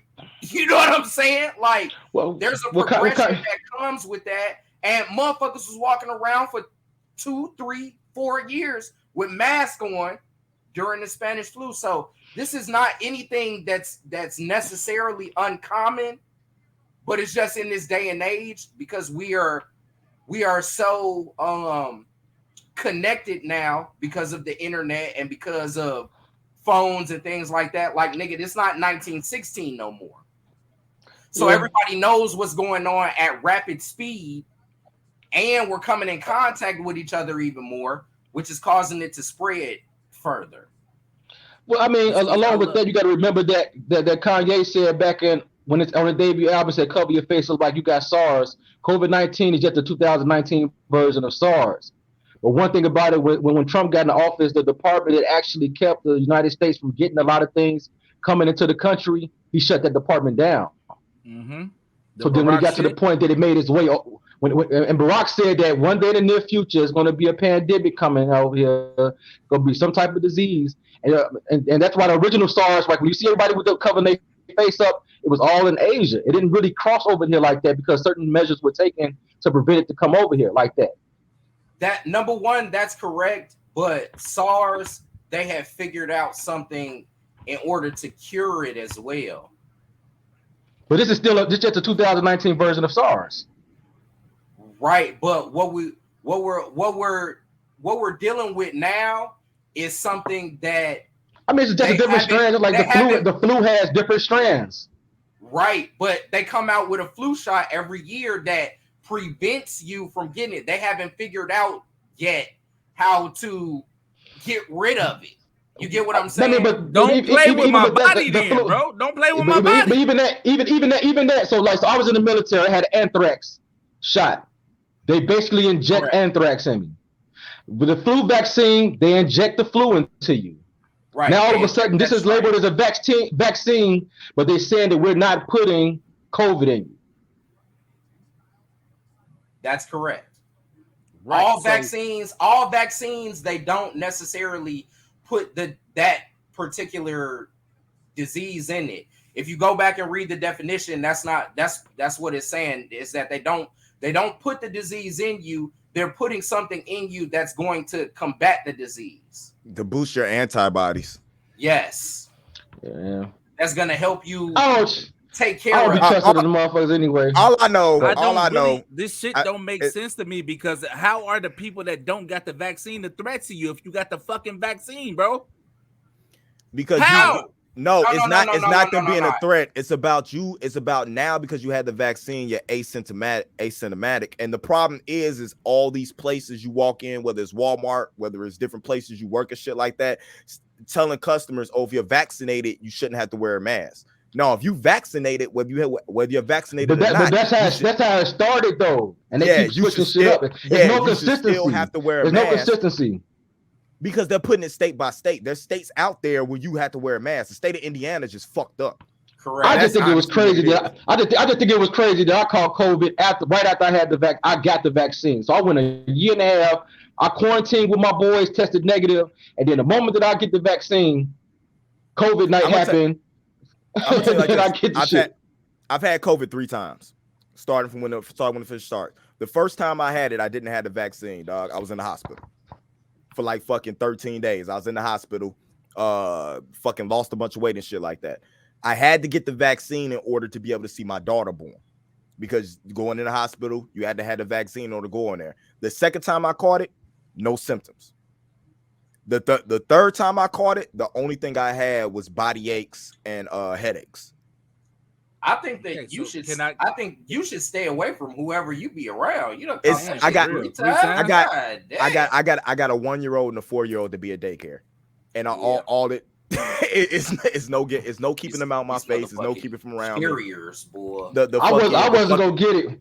I wasn't gonna get it, but my job was like, hey, if you don't get it. But see, that's the whole next point I was going to, bro. Like all the shit that ever broke out in this country, bro. Like I'm saying, like in the world period, they never threatened your livelihood. They never threatened the way you live. None of that shit, bro. But now all of a sudden, like you can't do this.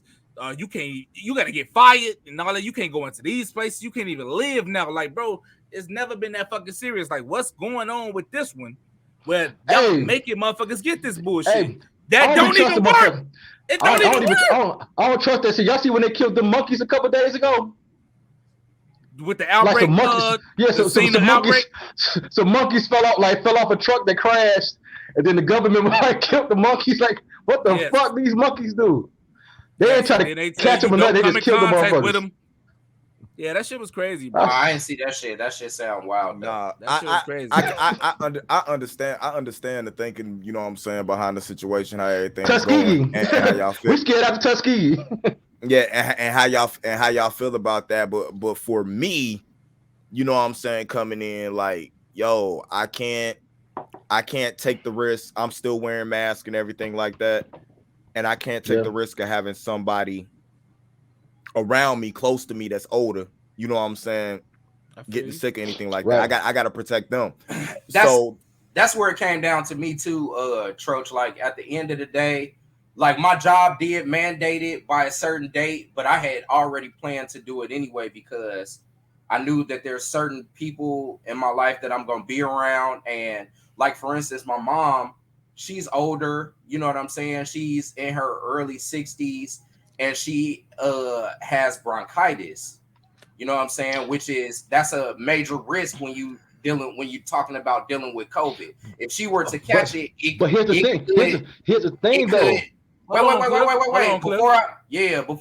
Because if she were to catch it, like say I unknowingly gave it to her, I went over there and I found out I had COVID, and then she ended up with it, and she ended up passing because of that. That's tough for me to live with. No, and this is the issue. And I know exactly what I'm saying. This is the issue with it. The problem with getting the vaccine is still not taking proper precautions, mask, and you know what I'm saying, IE, and not the bullshit cloth masks, because you after the vaccine, you can be asymptomatic and not even know you have it.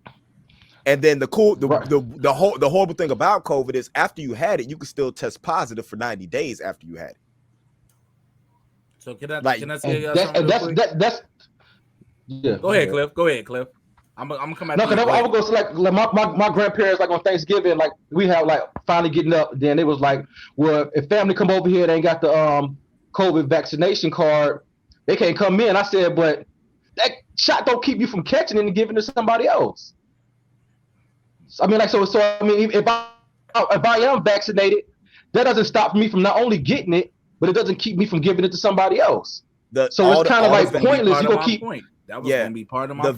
The vaccine. The problem is that all of the elderly, anybody with any type of health issues, you know what I'm saying. I'm a cancer survivor. That's one of the other things that made me, you know what I'm saying, go and get it. Good shit, bro. I didn't even know that. Yeah, I went through it last year. They should be the ones to have it, because they should be the one. You know what I'm saying. Like, we should be the ones that are worried about. We need to weaken the symptoms in order for us to be able to survive through contracting the disease to start off with. Does it lessen somebody's chance of dying from it? You know what I'm saying? Because I'm gonna take that. And anybody else there might be some people that don't know they have underlying health issues and stuff like that. So it is a thing that you should 100% have a choice on whether you should take it or not. In the state of Indiana, with the issue is that the mask mandate issues that other states have in place, and we're talking about real masks, not like fucking Star Wars and fucking, you know what I'm saying, gang masks that everybody got on. We talking about the real mask is what we should still be wearing when we go out, and that's what would stop the spread.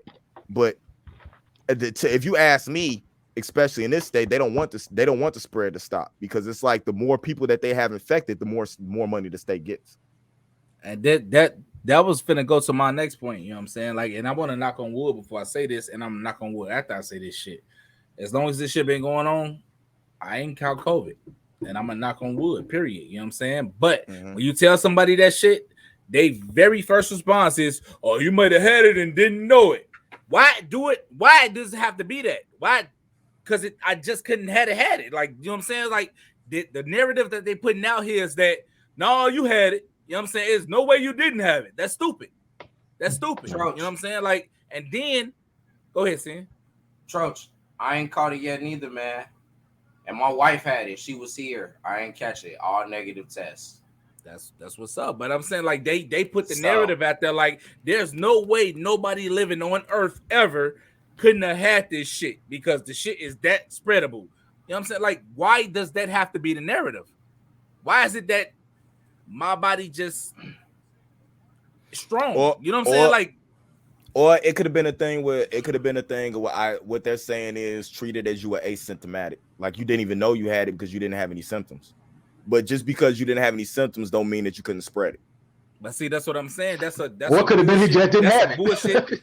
But yeah, exactly. That's what I'm saying, Cliff. That's what I'm gonna say. But Indy came with the narrative that they want to put in your head. Yeah, because I put it at the narrative that I take it for what they're trying to say, because I feel like people don't say shit right to start off with.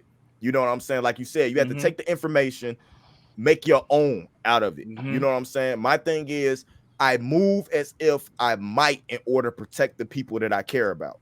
So I'm going to make sure that I'm taking the means that I need to do in order to make sure that they're cool. So I'm gonna wear my mask and shit like that. The only time I don't go, we got home tests now. When they did the home test, we take a home test anytime we're not feeling right or anything like that. Or we take a home test once a week when the kids come back, you know what I'm saying, from daycare, especially if the daycare closes or anybody's sick at the daycare, because we know that kids are going to spread any. She's putting toys in her mouth that other kids got in their mouth. We know there's no way to stop a kid from getting sick. Hands down. At the end of the day, I think that it's very important for us to remember that people have died from this. True. Like it's people that have lost their lives from this.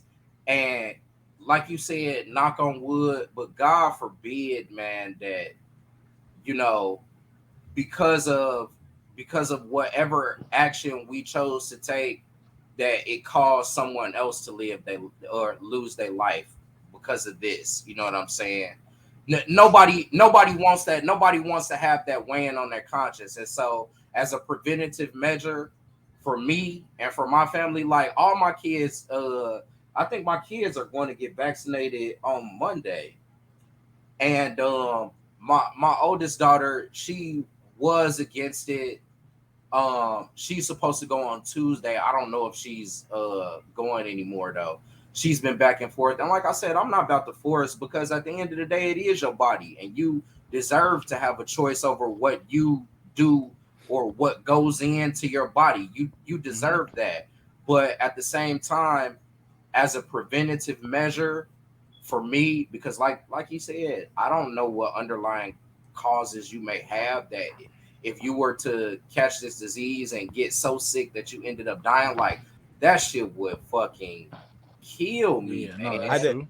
That shit would kill me. So just as a preventative measure, I ain't gonna lie, Troach, I was with you. But the more and more that we've talked about it, and just using my own brain and my own intuition about it, I think that it's probably what's best. And I'm not gonna say that's for everybody. Everybody got their own choices to make for them. But for me, it probably was what's best. But I'm with Troach. Don't make my decision for me. Let me compile the information and make my decision on my own. You know what I'm saying? I'm going to make the best decision for me personally. So I definitely understand he feels about that. Nothing should be forced. And they tried to make it seem like it wasn't forced at first, but then they allowed, and this is what is crazy, by state, they allowed companies to be able to make the decision on what they were able to do or not. Because like what's happening in Indiana may not be happening in Illinois. What's happening in Illinois ain't happening in Ohio. It's absolutely different. Yeah, it's different from state to state basis. We stay literally 20 minutes from there, but their jobs are paying for COVID anytime that you get it for I think it's less now, but it was for the 14 days. And there are jobs out here in Indiana. There are certain companies that are not paying people, yo. They like, you got it, you just out. Yeah, it's gonna be like come to work. They be like file unemployment. By the time you get back, you won't get it because you'll get back before you get your unemployment. This gonna be my strongest point about the whole shit, bro. You know what I'm saying? I don't know if this shit gonna make y'all niggas think different about it or whatever. I'm gonna just say this one point. Like, me taking my stance against that shit don't mean that I don't think it's real, because I definitely think it's real. But they fluff the fuck at the numbers where you just be like side-eyeing, like, what the fuck, nigga? He came in with 8 gunshots. How he died of COVID? You know what I'm saying? Like, the cold and the flu didn't even exist for like 2 years. We didn't even hear about no cold and no flu for like 2 years. It's like, if you died of COVID. The nigga had a regular cold. You know what I'm saying? Like, he had pneumonia. My biggest fucking point that I'm probably gonna fuck y'all head up with this shit. What's the cure for it? Quarantine, right? Mm-hmm. It's quarantine, right? That's all they tell you to do. So why y'all just don't make niggas quarantine for 2 weeks? Force niggas to quarantine for 2 weeks, and we could be over this shit. They tried because a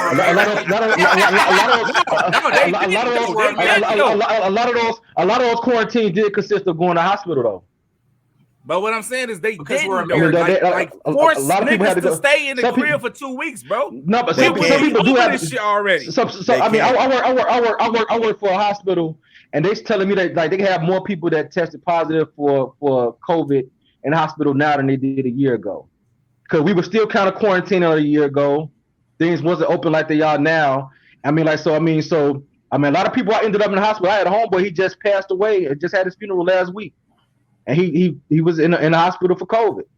What I'm saying is like if the only cure you got for this shit is to quarantine, just make everybody quarantine so we can get past this shit. Stop trying to get this money. We tried it already. Trying to get this money little by little and shit. Like y'all gonna have fucking Lollapalooza and shit for a whole week. The world was Chicago shut down Monday. Bro, they tried that already. They did that. Niggas resisted that shit. I stayed in Maryville. They did though. You know how you shut a motherfucking city down? You marshal all that shit. Late March. They can't use martial law. Late March 2020. Yeah. Late March 2020, they shut everything down. I worked downtown Chicago. I got from Maryville to downtown Chicago by Navy Pier in about 30 minutes to go pick up some computer shit. No traffic, no nothing. Now, Illinois was shut the fuck down. Indiana didn't fully shut down. No, we were too. We were shut down. Not like Georgia, that because Georgia never shut down. Period. Atlanta was open the whole way. Florida too. Nigga, I've never been so thirsty. I've never been so thirsty to go to the grocery store. Nah, that's I'm over there like, hold on. I wouldn't even shopping, nigga. I'm in this motherfucker just to see, what's up, my nigga? Oh, no, damn, you in too? That's the problem. It comes with state legislation is that even if the government's like, hey, we need to shut down, it's still gonna be on a state by state basis on how they handle. And not only that, and like Rome said, we so close to that border right there, Indiana. Like, so we crossed that line like 15 minutes. We in Illinois. Hold on, no, we was shut down. You know how motherfuckers coming over from Illinois, coming over here because they can still come over here and do shit. Man, going to the mall, fighting in the mall and shit. Nigga was like South Lake was like River Oak. Stupid ass. I was going to Indiana like a motherfucker. I was one of them niggas. Our grocery stores wouldn't let us in, nigga. I was in Indiana like a motherfucker. But fellas, I hate to cut it short. I got to step out in like 20 minutes, man. It was a pleasure talking to you. I'm behind like a motherfucker. Nah, you all good, bro. Do your thing, man. Hey, pleasure talking to y'all. I'm hollering at y'all. Love. Thanks for having us, Andy. No problem, man. Anytime. All right. Yeah, man. But like even beyond that, like niggas was going to having quarantine parties. It's hella motherfuckers with each other and shit. The clubs were still open. They just cutting the time till 12. Motherfuckers all in there, bruh. Because as Americans, we don't like being told we can't do something. I understand that, but if y'all playing this shit up as this is like one of the biggest things that ever happened to this country, push that shit, bro, and make niggas sit the fuck down so we can be past this shit, bro. If y'all want to sustain this level of freedom and living and shit, just push the force. Like, nigga, sit down for 2 weeks, bro. They can't do it for the simple fact that to initiate martial law, you're gonna have to, you know what I'm saying? They don't have enough people to initiate martial law. That's correct. That's where you start. Let's just start there. They don't got enough to enforce that like that. They have to bring troops home from wherever they at overseas in order to bring troops home then. Like, you see what I'm saying? Like, this what we got to do to keep our country rocking the way we rock, bro. Go somewhere like Texas and tell motherfuckers they gotta stay in their house and they can't go where the fuck they want to go. And see if they ain't on the street with semi-automatic, fully automatic weapons. Like, we gotta do what? States, boy. Crazy. Fuck your vaccine, nigga. They gonna be like, we don't give a fuck. You about the Army, the Navy, and the goddamn Green Berets up in this bitch. We finna go to war. Exactly, and that's what's gonna be crazy to me. But niggas from the Ozarks, bruh. Niggas from the Ozarks, they not playing. Man, bro, Troach, I understand what you're saying, and I 110% agree. You know what I'm saying? I'm with you, bro. The reason they can't do like Spain and everybody else did, because when them governments say we shutting shit down, they really shut shit down. You know what I'm saying? That's why they's able to get. If Japan goes or China goes, we shutting this shit down. They're shutting down. Armed troops are out there. Their people are locked the fuck up. Can't go nowhere. This is how much food y'all get. Y'all do it. You know what I'm saying? We don't have the resources, nor do they really give a fuck about us to start off with to do anything like that. Nigga, motherfuckers is not going for that shit though, dog. They out trying to get to the bag. They like, that's nigga, what it's not just that. The government's trying to get out here and the government's out here trying to get to the bag because they shut us down. They shut us down. That stock market go down. Money. Yeah, they gonna lose too much fucking money. Hell yeah, they nickel and diming, bro. They trying to like double dutch into the shit. We're gonna put my little toe in the pool. Like, yeah, let them niggas go out there and get a little bit, spend a little bit of money. You know what I'm saying? Like, that shit goofy, bro. Just put enough groceries in the store where niggas can get groceries for 2 weeks and stay at the crib, bro. We'll be over this shit already. This nigga Bad Bunny is in the Royal Rumble. Get the fuck out of here. Yeah. Number 27 is in the Royal Rumble. If he win this shit, I hate the fact that I have to review this shit when it's over with. I'm mad about that. Are you writing down the wrestlers? I'm writing down entries as they come in one by one and who eliminates them. This shit is horrible. This shit has been on since 5:30. Is he doing luchador shit? Yeah. That's kind of cool. Fuck out of here. But nah, that's crazy, bro. Yeah, that shit is nuts, man. But hey, in other news that we'll probably be able to have to laugh about after that serious shit, that went from Neil Diamond taking this shit off of Spotify to a 30-minute COVID talk. That was interesting. Man, that's crazy. Neil Young, not Neil Diamond. Yeah, same difference to me. COVID talk always gonna be a strong issue, man, because it's like each side like so stuck in their way. Like it's like two opposite ends of the spectrum, and then it's like motherfuckers that got the shot, they would make you feel guilty about not having a shot. And the thing that I don't like about that is that motherfuckers that don't got the shot, we don't say shit to them. Like, why you get the shot? We don't care. I ain't gonna lie. Actually, that's not true though. The people that I ain't never asked the motherfucker why you got the shot. Nigga, them niggas be asking me cause they be making the little jokes. They be trying to hold a magnet up to my arm. Yeah. You got superpowers yet? Yeah, nigga. Yeah, is your microchip functioning correctly? Like, damn, nigga, get the fuck out of here. That's why you ain't got no cell phone service because you got that. I'm gonna tell y'all this weird ass story, right? So Christmas Eve, I went over to my OG crib. You know what I'm saying? Like she had a little shit, you know what I'm saying, for a small part of the family, right? Mm-hmm. So toward the end of the night, I'm getting ready to leave. So my oldest brother there, he got the shot. My mama got the shot, and my auntie, she got the shot. So when I'm finna get ready to leave, I'm like, all right, y'all, I'm dipping. And the motherfucker just like at the blue was like, yeah, you got the vaccine? I was like, nah, I ain't getting that shit. You should really get the vaccine. Like, nigga, these motherfuckers was staring at me like, y'all ever seen The Faculty? Remember The Faculty when they was walking through the I swear to God, bro, I'm not bullshitting. They remember the scene where they was walking through the parking lot and the whole school was looking at the niggas that wasn't looking at their ass, yeah. Dude, they eyes was looking at me like that, like, you should really get it. You know what I'm saying? Like, I was like, let me get the fuck up out of here, man. Like, y'all tripping. I thought they was finna hold me down and stab me with the shit. Like, I won't be back to the 4th of July. I was scared for my life, and this is my brother and my mama and my auntie, bro. I was like, crazy. No, I was creeping at that bitch like that Peter Griffin gift, you know what I'm saying, where he creeped out. I was like, yeah, let me go get the fuck up out of here. Yeah, no, I'm not getting on nobody who don't got the shot. I probably was in y'all camp until Nah, I ain't even gonna lie. I was clowning motherfuckers when I was going to go. Remember when I was clowning people when I was going to Comic-Con because they couldn't go? They got a shot, and then like a week before Comic-Con, I caught COVID. Yes.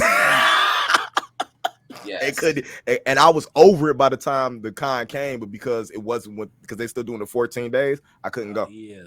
I'm gonna tell you the biggest thing though, Troach, that made me consider it and eventually decide to do it. It was when I heard that they was gonna do a travel ban. And see, that's what I'm talking about, bro. You're gonna limit my life because I chose to not do what you're trying to make me do, bro. Like that's crazy. It was going state by state. Certain states didn't want to let motherfuckers in. And it was just that's what I hate. That's what I hate about the state by state thing. It should be a country legislation, not state by state, because every state is friggin' different. But they can't do that, dog. That's why we're called the United States. Just the intensity of like the repercussions, bro. Like that's crazy. They never did this for no other vaccine. It's just like I had that's because government scrutiny has never been as high, and the reason that it is as high as it is because they fucked us over so many fucking times, lying to us about every fucking thing. So now we can't believe, even if they telling the truth, we can't believe that shit, man. So speaking about lying and telling the truth, man, how do y'all feel about Travis Scott's fans faking over 60,000 signatures? How do you feel about them faking over 60,000 signatures on a petition for him to be allowed to perform at Coachella? I don't think he should have been banned from the shit in the first place, bro. His fans faked 60,000 signatures. But that's what I'm saying. Like, I don't think he should have had as much.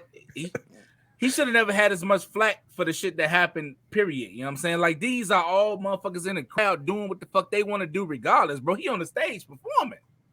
You know what I'm saying? Like, what the fuck he got to do with that? Like, just because it's his concert don't make him responsible for everybody. People got their own minds, bro. They can choose not to do shit. I think it comes from, and I think the aspect is coming from, and a lot of people that came out and spoke against this, especially when it comes to a lot of rock stars and stuff like that. Like Mike Shinoda and them came out and talked about it. There's a thing that's called mosh pit etiquette that the performers actually watch for what's going on in order to make sure that those people are okay. Their problem is, and this isn't on him, it should honestly be more on the venue, is that they were overbooked. They had more people in there that should have been in there for the amount of security that they had to start off with, especially for something that started right when we were starting to get back into the swings of being outside. Mm-hmm. I don't feel like he should be faulted for what went on, but there is a such etiquette that goes on for the performers watching out for what happens. And I think that's something that he has come to learn, especially after speaking with these people who normally have these type size events. Because when you start talking about Linkin Park, different bands like that, they're triple to quadruple the size of the crowd. You know what I'm saying? That had there. Wait a minute though.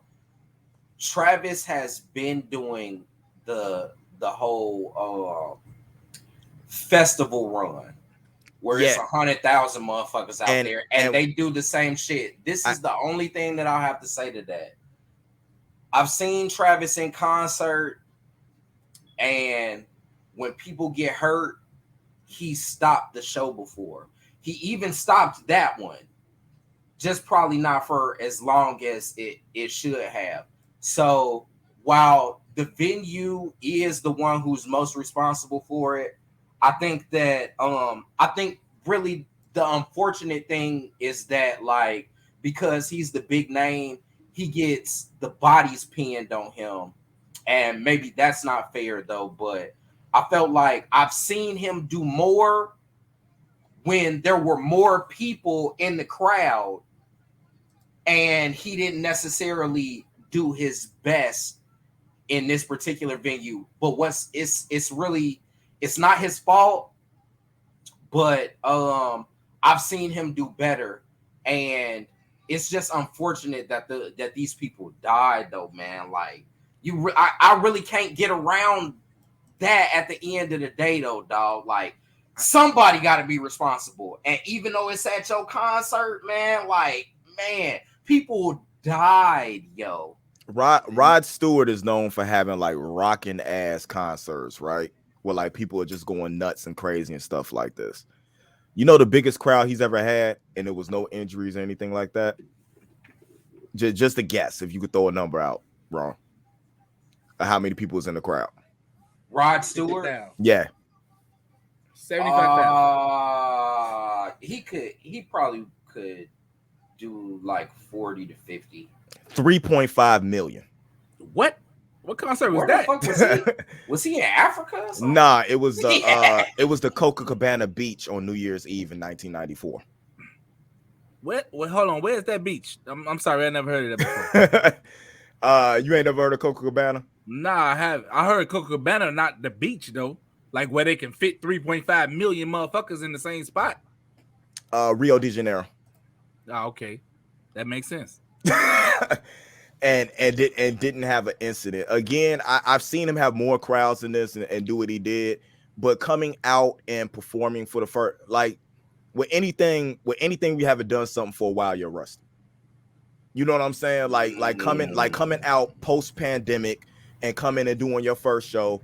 And to be honest with you, like I said, I feel like the venue, the people who said, not just him, the people who run the venue, gave him the venue and all that, should hold more accountability for what happened to start off with, because the first show, everybody's trying to make money, but you shouldn't have fucking booked a show that big to start off post pandemic, especially when it's an all age show. Closed space. You got that many people, you cannot have a closed in space, bruh. And that's I get the logistics of it. You cannot have a closed in space. I don't fault him for what happened. And the reason why I don't fault him for what happened, because he's taking responsibility for what happened. That's why I don't fault him. So I'm not with the canceling of him doing, you know what I'm saying, or different runs and stuff like that. It's even anybody who that petty to make it seem like just because you had a concert and people died at your concert, like that's completely unfair. And that person is unreasonable. Yeah, but it's still not cool for these fans to friggin', because the fans aren't helping him either, where they're faking signatures on a petition to get him back on stuff. That's just making it look worse. He was wrongfully canceled though. Yeah, but they can't wrongfully canceled. They can't fake signatures, because that's not helping this case. So because the people that actually coming at him, that just makes the situation look worse. I feel you, but you acting like he's going to ask these people to fake signatures. Like that don't have nothing to do with him either. Nah, these people just want to get back out to concerts and want to see him perform, and they're honestly doing it selfishly. So let me ask this: his name should have never been even in the motherfucking talk about the shit being his fault, bro. Like, come on, bro. Like that venue was all the way wrong, 100%, bro. Like he didn't have nothing to do with that shit. They acting like he owns the venue, and he was like, "Yeah, I know y'all don't want to have this many people, but fuck it, let's have this many people." No, that was their decision because they were getting the money. Well, the only thing, like I said, I've seen him with bigger crowds at festivals, and when soon as somebody get knocked down, Travis stopped the concert and tell everybody, you know what I'm saying, pick them up, make sure they good. You know what I'm saying? Make sure they get wheeled out. Are they good? And then once they good and out of the way, then he starts back up. I think that he was negligent in that regard at that particular time. But the fact that you put that on an artist that's on the stage performing, bro, that's crazy, that's crazy. Bro. That's not my fucking responsibility. My responsibility as an artist is to come up here and perform. Like the security that's around the venue, that's their job to like monitor all that shit that's going on, man. Like I'm the entertainment. Like what I'm supposed to do, I'm doing it. I'm up here. I'm doing my thing. This is what I'm a professional at. This is what y'all paying me to do. This is why all these fucking people came out here. The team to protect the venue, man, that's their fault for real, because they supposed to have eyes on. I think though, going back to what Indy said, he might have been. I think the rusty thing is definitely in play. He probably was so anxious and turned up and amped that he wasn't as vigilant as he usually is in those spots. But I don't find any culpability. If anything, I feel sorry for Travis. Because I feel like he's kind of been railroaded. Oh, here was my question. So why can't he perform at Coachella? Because he's on the ban list for fucking festivals and shit right now. That's why. That's crazy. Are you fucking serious? That's crazy. Or you know what I'm saying? Where the fuck was it that little what's the fucking rainbow hair kid name is? Takashi? Which one? Yeah, what Takashi. Where did he just perform at and he got booed the fuck off stage? Like they would for his no, ass. I told you, news just fucking comes. The fucking Facebook just shows me what I need to talk to people about. I don't know what the fuck is going on with this algorithm. It just shows me certain shit. That's because you keep your mic on all the time. Your algorithm is nuts. Hey, unplug your motherfucking. Turn your board off before you leave out the studio, nigga. Nah, it ain't even that. I think it's the phone. I be at work and just random people be talking about shit at work, and this shit just be popping up. Yeah, all right, when damn, what was it? Tony Stark Club, fucking nigga Jasper. When Jasper be all up in your shit, the Ultron, making Ultron and shit. Yeah, nigga, then you gonna think it's taking serious, nigga. When your little action figures and shit start fucking you up, yeah. Speaking about action figures, dog, one of the staples of Microsoft has been Master Chief Halo. Just got my first action figure, you know what I'm saying? Like my little Halo statue, man. But I was talking about this. Troach, I always ask people come on this, you know what I'm saying? You do you play video games? Yes, absolutely. 100%. Are you a Sony guy or a Microsoft guy? I'm PlayStation all day long, bro. Don't talk to me about no Xbox bullshit. Well, I'm sorry, because you finna hit some Xbox bullshit. Oh my God. Right, dog. So how do you I'm reporting this and all that. How do you feel about the current acquisition that Microsoft made? If you know about it. I don't know about it, to be honest. All right. I don't know how you don't know about this. 69. Bro, 69. Hold on. No, it came out now. It's 75. I'm gonna just tell y'all real quick. Like I've been working a lot, bro. Like my job has like really ran my life for like the past 8 months, bro. I ain't gonna even lie to you. Like I ain't even been able to turn my PlayStation on in about 8 months, my dude. That's crazy. Yeah. Like, well, you're not gonna want to know about nothing. You're not gonna want to turn your PlayStation on anymore at all. You're gonna want to get yourself an Xbox. I'm not trying to be funny. I'm not trying to be funny. Hold up. $73 billion acquisition of Activision and Blizzard. Ooh, what that not Activision. What that means is that Microsoft acquiring Activision, the troubled publisher of Call of Duty, Warcraft, and Diablo. The deal will value at the time $68.7 billion, but now is up to $73.5. Microsoft paid to acquire is excess of $26 billion more than what Microsoft paid to get LinkedIn in 2006. Microsoft planned to add many acquisitions games to the Game Pass once the deal closes. That includes Warcraft, Diablo, Overwatch, Call of Duty, even Candy Crush. Yeah, they got the old people. Yeah, they because I get Blizzard is king, right? Yeah, Blizzard owns King, and Blizzard own. They do the fucking World of Warcraft, the Overwatch, and all that. They own King too.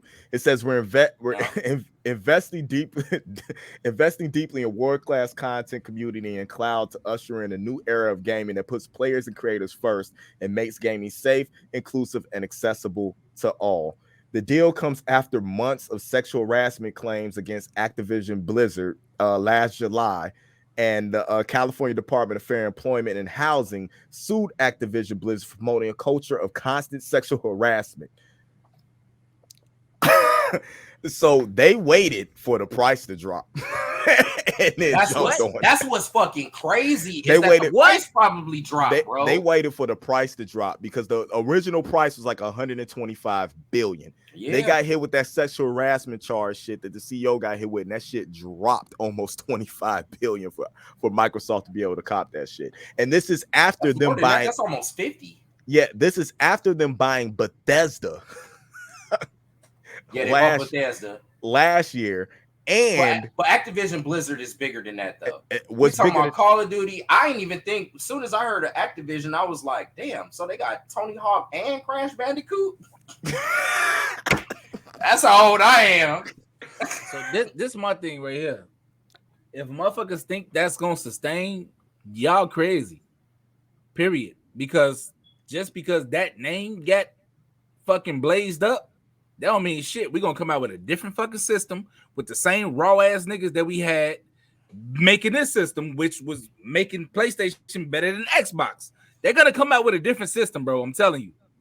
No, they don't. Okay. No, they don't.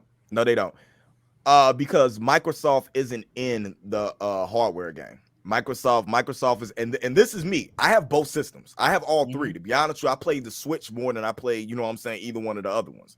Microsoft isn't even thinking about Sony. What they're doing is right now they're competing with Amazon and Apple. They're not worried about Sony. Microsoft actually has a resource they felt like it that they could buy Sony if they wanted to. They're not worried about that. Facts. They're worried. They're worried true. about. That's true. They're worried about Amazon and the game system that they got coming out, and the fact that they're talking about cloud streaming. That's what Microsoft is on. Loading that Game Pass and making it accessible to play anywhere. So whether you're on PC, whether you're on your tablet, whether you're on everywhere, you could just pick up and play and have all these games go. You know, the only reason I paid 2K21 is because it was on Game Pass, because I wasn't buying it. EA, you get a free EA games if anything when it comes to Madden and shit like that, because you have Game Pass. They're putting all their first party titles on Game Pass. What that means is all content. They might say you can keep, you know what I'm saying, you can keep putting shit out on PlayStation, but now all the content is on Game Pass, so that people want to come and pay $19.99 a month can have access to all these games for that on any system that they want to play. Yep. Yeah, that's cheating. Not only that, but they are looking to purchase WB Gaming now. So that includes NetherRealm, which is Mortal Kombat and all that. You know what I'm saying? Injustice and all that, because AT&T is selling everything. So, and it's not going to be a monopoly, because the market and what's going on with the gaming is they still have the smallest share of the gaming market. So they're going to pass through all the FDA regulations and all that with it being a monopoly, because it's no profit to them yet. And it's not going to be a profit because it's a small portion of what the gaming community is, because there's bigger, you know what I'm saying? There's bigger companies out there other than Activision Blizzard. It's just that they have the most popular franchises to be bought right now. So the idea is to get everybody to go to Game Pass so they can up their subscription count. Their thing is get 100 million subscribers on Game Pass, and they're like 35 right now. Yep. You want to stream any game? Come to us. It's not just streaming. Game Pass allows you to download the game so you can play them offline. You know what I'm saying? Offline as well too. It's not just streaming. No one gives a fuck about that. They came out with a system that only you can stream on anyway. They don't give a fuck. They care about that $19.99 coming in every month. Yeah, that's what they give a fuck about. They don't give a fuck about you buying that system. Like, well, they're making you buy it so that you can get on there and play it, but they won't give a fuck. I think they're gonna open it up to probably Sony. Nah, what's probably gonna happen is on our Game Pass. No, what's probably gonna happen is like Sony had exclusive with PS5 to drop called Deathloop, right? Mm-hmm. Made by Bethesda. Right before Deathloop dropped, Microsoft bought Bethesda. What they did was let Sony keep it as a time exclusive, and it was soon like half of their exclusives that they came out with that was under that banner for Bethesda will be coming to Xbox. And then Sony just gave God of War to PC, and it's like now they like, we shouldn't have did that, because it's going to come to something where Xbox is going to force Sony to be like, you have to play with us. You have to open up cross-platform play. You're going to have to do this and that, because they're already starting cross-platform play with Nintendo. And they have some stuff going on with Nintendo that they're doing. So because they're loading up to put Game Pass on the Switch. Yep. They're gonna do this. They're gonna do the same thing with Sony too. Maybe. Like, yeah, you guys are gonna want this Game Pass thing.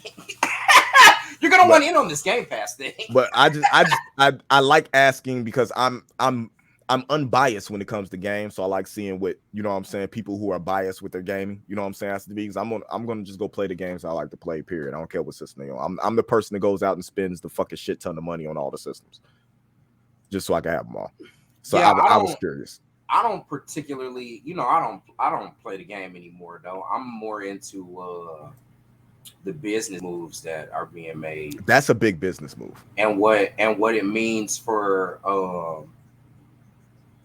what it means for us culturally, because with Microsoft doing something like that, And like you said, them being able to compete with Amazon and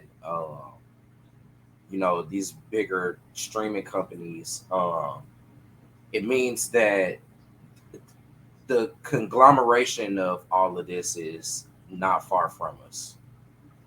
True. At some point, and who knows where it goes, but at some point, depending on how much Amazon makes, maybe they end up buying Microsoft, or that's a lot. That's trillions. They're we talking about Amazon though. They positioning themselves to be able Amazon, to do that shit. Well, Amazon is here, but Microsoft is right there though. Yeah. You remember Microsoft was number one for the longest. Bill Gates was the richest motherfucker for forever. Yep. You know what I'm saying? And I know me and Indy had talked about this before, but I think that he probably would still be had not I think that was the SEC, wasn't it? That ended up forcing them to separate the companies, because these niggas was so fucking rich that they was monopolizing everything. Nigga, you gotta put Windows on all of these PCs. Oh, you talking about like how Apple doing shit? Yeah. You talking about how Apple doing shit? Yeah, but it was a little, Windows was everywhere though. Windows, nigga. Windows is still everywhere. But listen, do you guys remember when we were young? Well, Troch, how old are you? I ain't saying this shit on air. Well, I'm 38. And all that shit. I'm 38. I ain't gonna lie. I'm 38. No, so Indy, you remember a time where when we would go to the computer lab, all of the computers were Apple, right? Right. They were all Macintosh. Mm-hmm. For like, when I was at was that middle school? Because when I got to high school, it was all Windows. I'm not talking about high school. I'm talking about like elementary. I went to Brunswick. We didn't have maybe middle school. I went to everything was definitely Apple. You don't remember IBM you don't remember and Bell, you don't remember and all that shit. You don't remember them big fat ass 5-inch floppy disks that you put in and you play the game? Macintosh. Yeah. All of that was Apple. And then all of a sudden every computer that we had in school was a Dell with Windows on that shit. Hey. Facts. That shit, I don't know, we were kids back then though, but there was a point in time where everything was Apple, and then all of a sudden, nigga, you couldn't go nowhere without knowing Windows. Knowing how to do something on Windows. True shit. Every computer. They had priced Apple out of the market. They were trying to get out of the computer business. Until that iPhone kicked in though. No, it wasn't the iPhone, it was the iPod. Yeah, it was the iPod that kicked it off. No, it was the iPod and the software for iTunes. It was still running on Windows. All you had to do was just download iTunes, and then they slowly started trickling out when they started upgrading shit. iPhone, when the Macs became more affordable, because that was the problem. They were priced out of people's price ranges, and it was easier to get any type of other computer with Windows on it than it was to buy a Mac. Because they were you guys remember the big ass monitor color? They had the color Apple on it, and it was clear. Mm-hmm. The monitor, those motherfuckers was way too expensive. Once they started, wait, you talking about the ones that had like the it was like iMac, the feature colors and shit, or you talking about the ones that like you could get an orange one, you could get a blue one, and shit like that. Blue one, turquoise, all of that shit. They were way too expensive. I knew 2 kids in our neighborhood that had them, and their parents were loaded. These motherfuckers need a CPU tower with that motherfucker. That shit was the CPU. That shit tower. was the CPU. It was all housed in the thing. That shit was crazy. But then they started to come out. You're right. It was the iPod. People started buying iPods. Then they came out with the iPhone. Once they got their money up, they were able to lower the price on the computers. And Apple made a return, but it's still. They even at that point, they couldn't put a dent in the market. nigga, we were all using fucking Windows computers on everything. And if you was using a different type of operating system, it was based off of Windows. You was loading your Linux in or your Unix in through Windows. I think the crazy. Oh, go ahead, Indy. Oh, my bad. I was gonna say I did not know Microsoft owned Rare. Really? Yeah, they owned Rare. They bought Rare for $375 million. So that's GoldenEye, Perfect Dark, Banjo Kazooie, Battletoads, Double Dragon. That's all that shit. That it's wild as hell because when you think about it, Apple had this best flip trend of any shit ever, bro.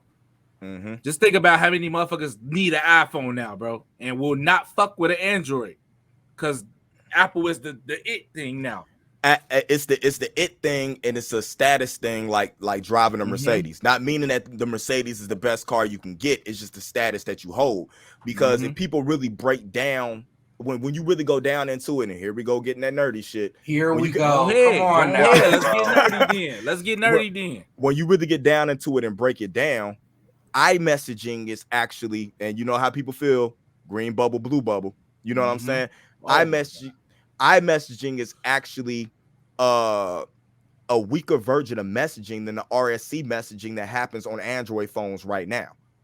We know that. We know all of that. You know what I'm saying? Apple gets all its technology from the Android. Samsung. Yes. From the Samsung sell them they screens. We understand all of that, and yet everyone prefers the closed loop. I swear to God, Let's just keep it a buck, bro. No, that's definitely what it is, bro. No, let's be honest with how it goes. Sometimes it's the trap that you develop, you know what I'm saying, that's better than the one that you're trying, you know what I'm saying, to build.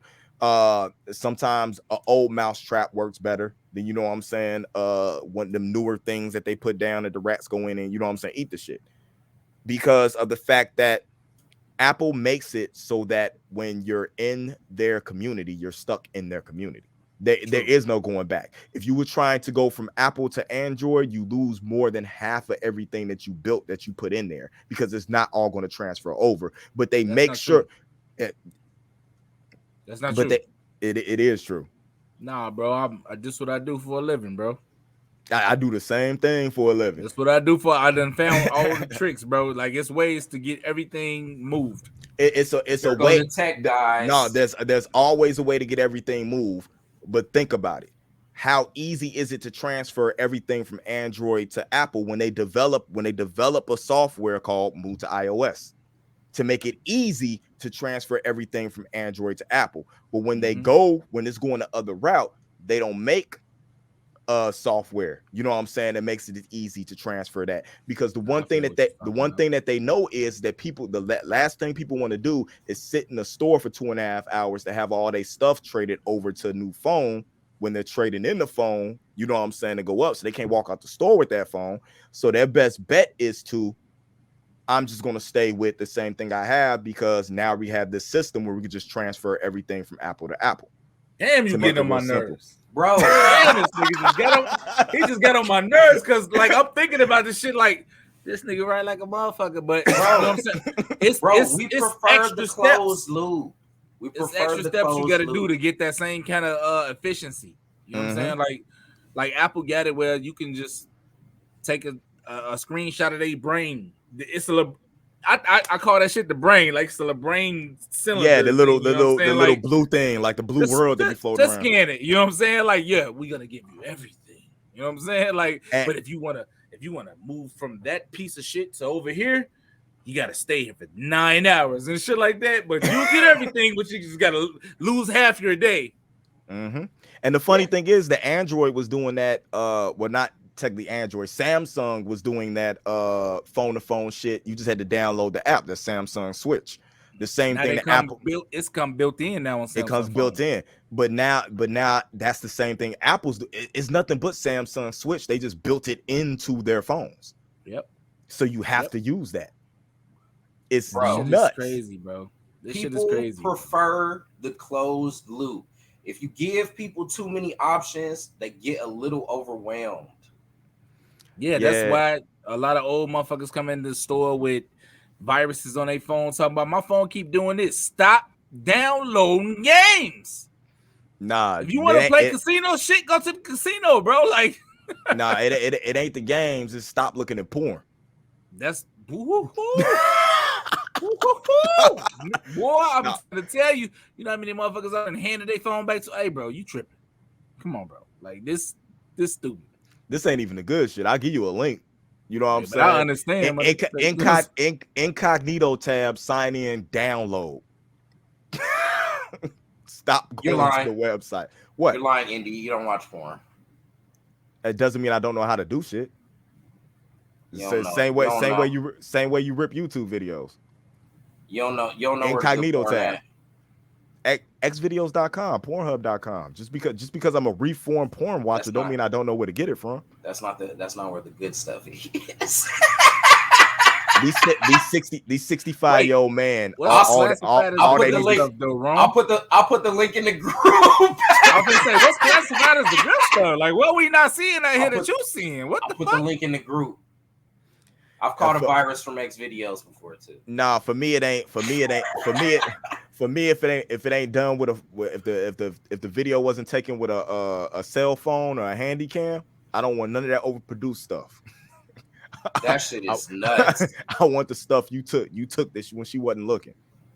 Damn. That's what I want. You porn. Amateur. Yeah, homemade. Whole category. Type in homemade. Nah, that's crazy, man. That's crazy. But before we get up out of here, man, I don't want to mess you up, Trots, because I know you work a lot, so I don't know how into this you is right now, or if you need to catch up. All right, let's do it. Wrong. Power. I'm so glad that bitch dead. That's my auntie. But that's my auntie, though. What are you talking about? You just put up my hand. What is that? Hey, listen. I was telling motherfuckers, I'm like, yo, why everybody clowning Zeke, bro? This nigga the best actor on the show, bro. For real. Because ain't nobody that fucking dumb, bro. Stop, bro. Listen, bro. Ain't nobody that dumb, bro. He's playing a fuck at that dumb role, like as a jock, a dumb jock, bro. Bro, he's playing a dumb jock he's the epitome of a dumb jock. Ain't no way that's Mecca and old girl son, dog. Ain't no way. Woo. Nah, Mecca do look like that motherfucker look like a big ass running back or something, bro. He like fucking Adrian. Did he come up there? Did he really come up and was like, hey, is your 1 foot half a size smaller than your other foot? That shit was weird as hell, bro. Weird as hell, bro. What the fuck? Bro, you a random nigga that just walked up to me while I'm practicing on the outside court in the middle of the ghetto and asked me some shit specific as, is your right foot a half a size big? What, man? Look, look at this tattoo. That shit is crazy. Go ask your mom. Go ask your mom about this tattoo. Hey, listen, wait. Hold on. Let's think about this though, dog. His draft stock was already finna go down, dog. Once they found out that one of his feet is a half a size smaller than that shit, dog. That nigga was not going in the lottery. That nigga's a second round pick, dog. They like, what the fuck? What the fuck? Nah, then them saying he's what 4 years older than what he really was. Nigga, that's crazy. Like how you 9 years old? You know what I'm saying? Running around with the 5-year-olds. Oh, foot bigger than them. I don't even know what's going on. Right, and he still was slow. That shit is crazy. Why couldn't they write it as 2 years? You know what I'm saying? Just to make it more believable or something like that. 4 years? Same age as the teacher he was fucking. Gang. Dog. That was the realest shit that happened that's one of the realest things that happened in the show there, right though, dog. When she came in, it was like, if he can come back to you, he ain't never gonna come back to me. And then she made that shit look like it was a suicide. Bruh. And if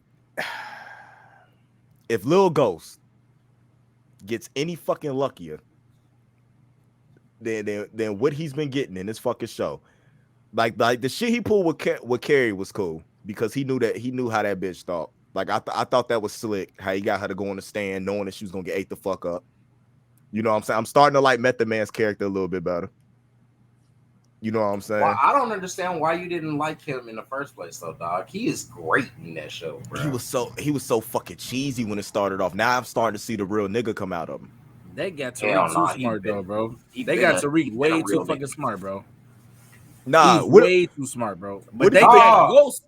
They got Ghost even smarter, though. I know, but they got Ghost even smarter. Like, bro, how the fuck are you gonna leave me a fucking a note for 5 years after and be like, yeah, I knew your bitch ass dumb shit. Bitch ass nigga. Like, what the fuck? Nah, my thing is, fuck you Ghost of Christmas Past? My thing is, he in the cell hallucinating 50 and shit like that, talking to himself to figure shit out. And you know what I'm saying? What's going on? Like, you know, 50 got fucking like that character Kanan got fucking tricked so many fucking times. Dude, like that's the last person you want to be talking to. Nah, but he still was the realest nigga though, in my opinion.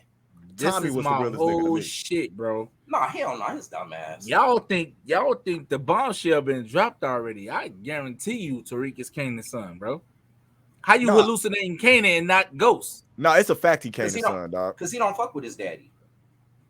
He Kanan's son, dog. So Kanan, you don't fuck with his daddy. You remember he shot him. You.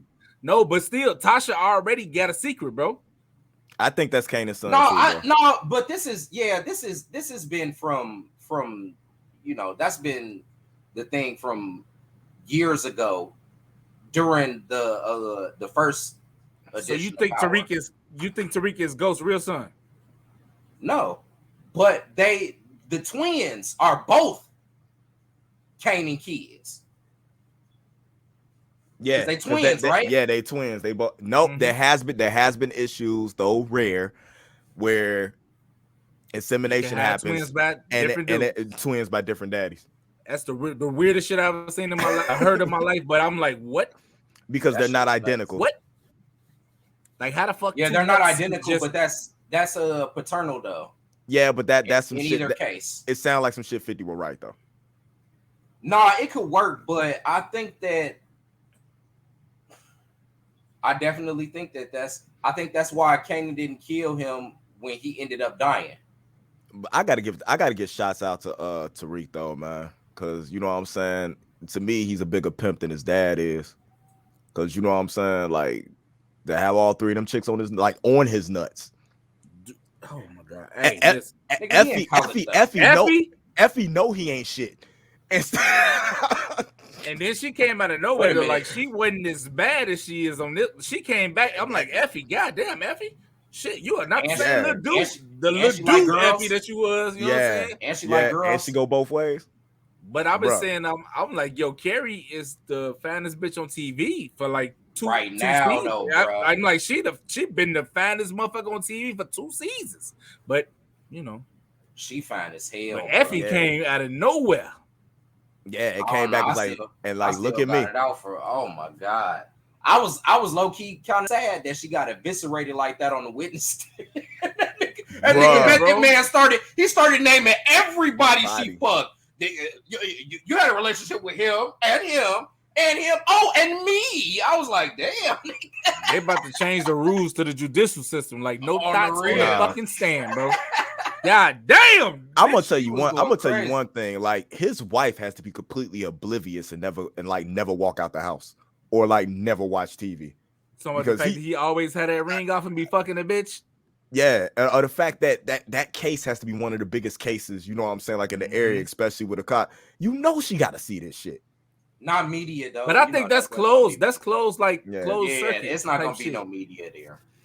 But I'm telling you one thing: the white fucking detective, the lawyer dude, Sachs. I hated him in the last. Like he's not dead yet, man. But he is. He's a redemption story. They are redeeming him. Yes, he's a redemption story. He's a redemption story. Though? He deserves it. No, he deserves it. He got railroaded a lot. He was trying to. No, he didn't. Listen. At the end of the day, he was trying to do the right thing. He was trying to do the right thing. He was trying to put away Ghost murdering motherfucking ass, boy.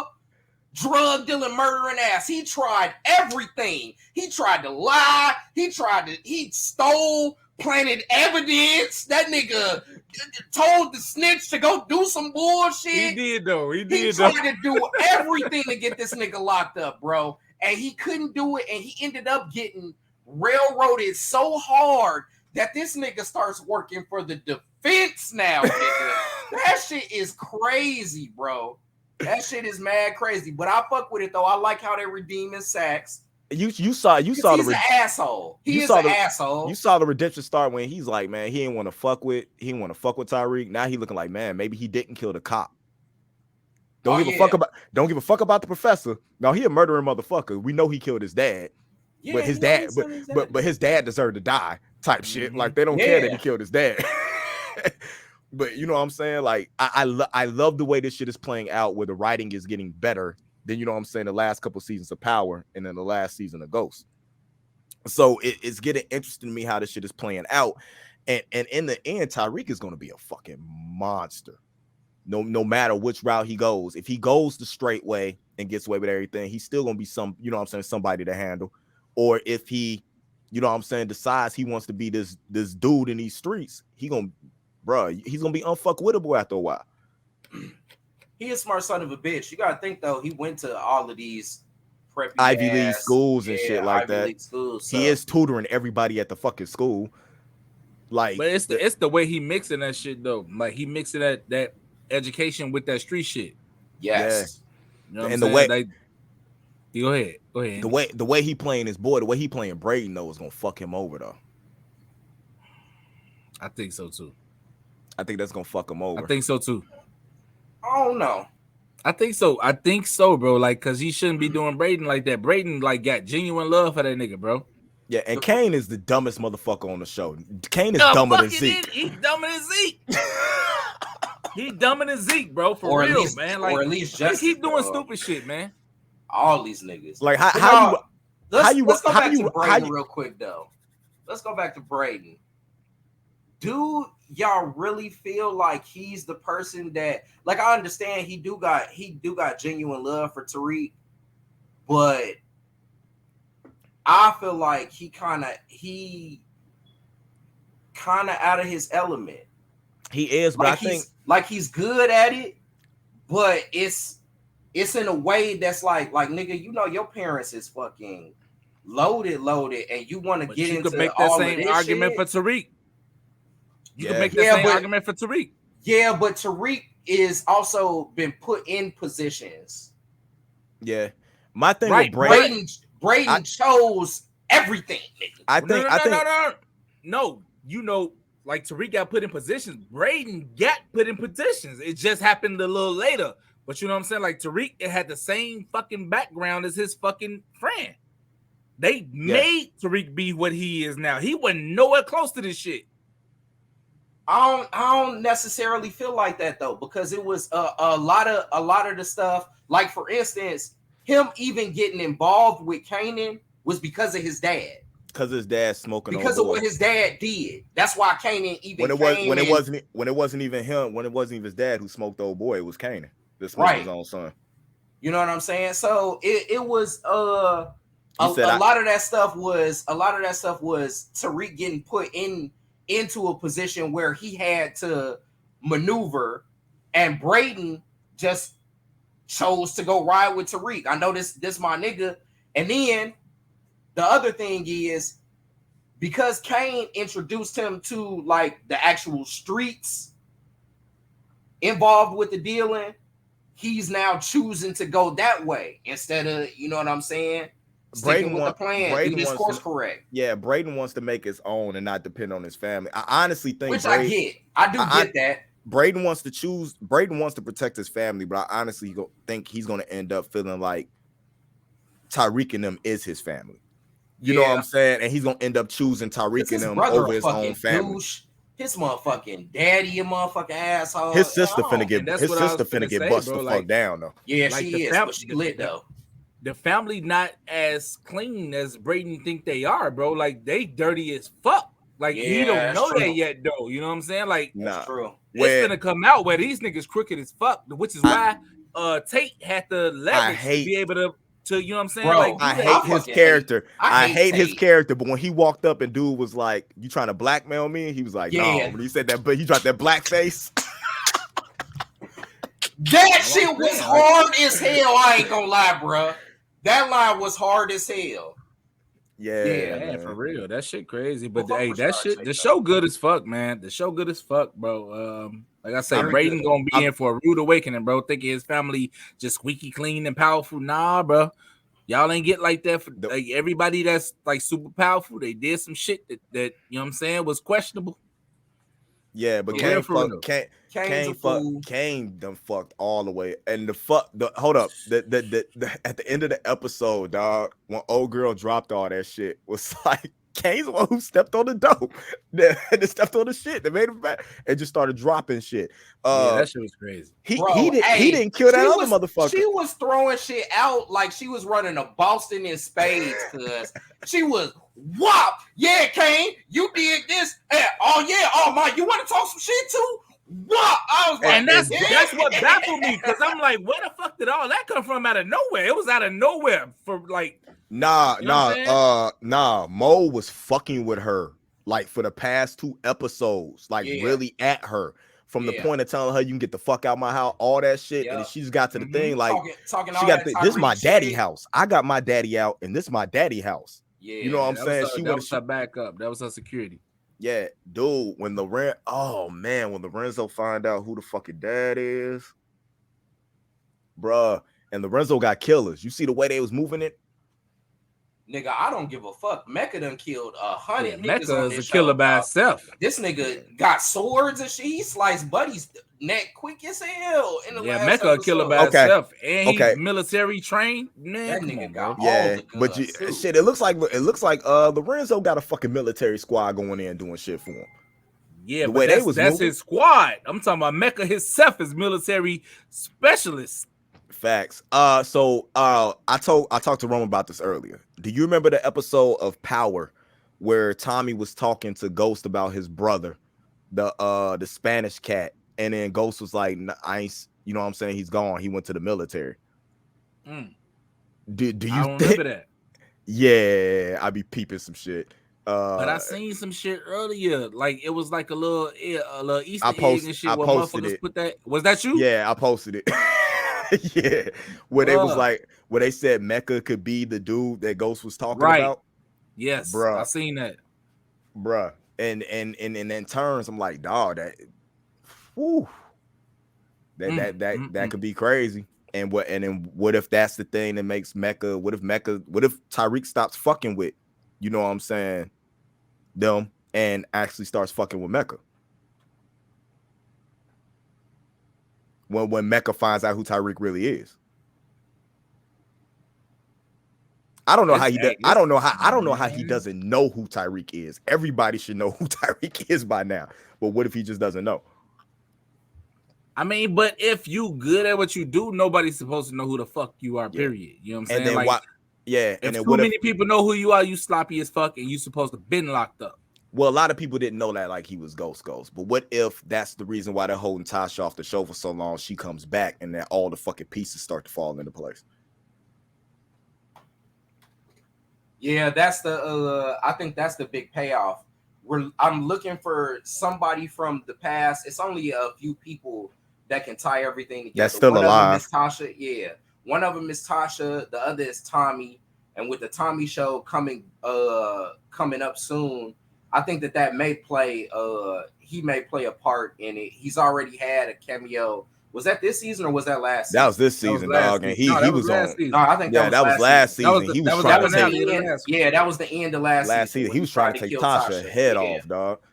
So, there's those two people.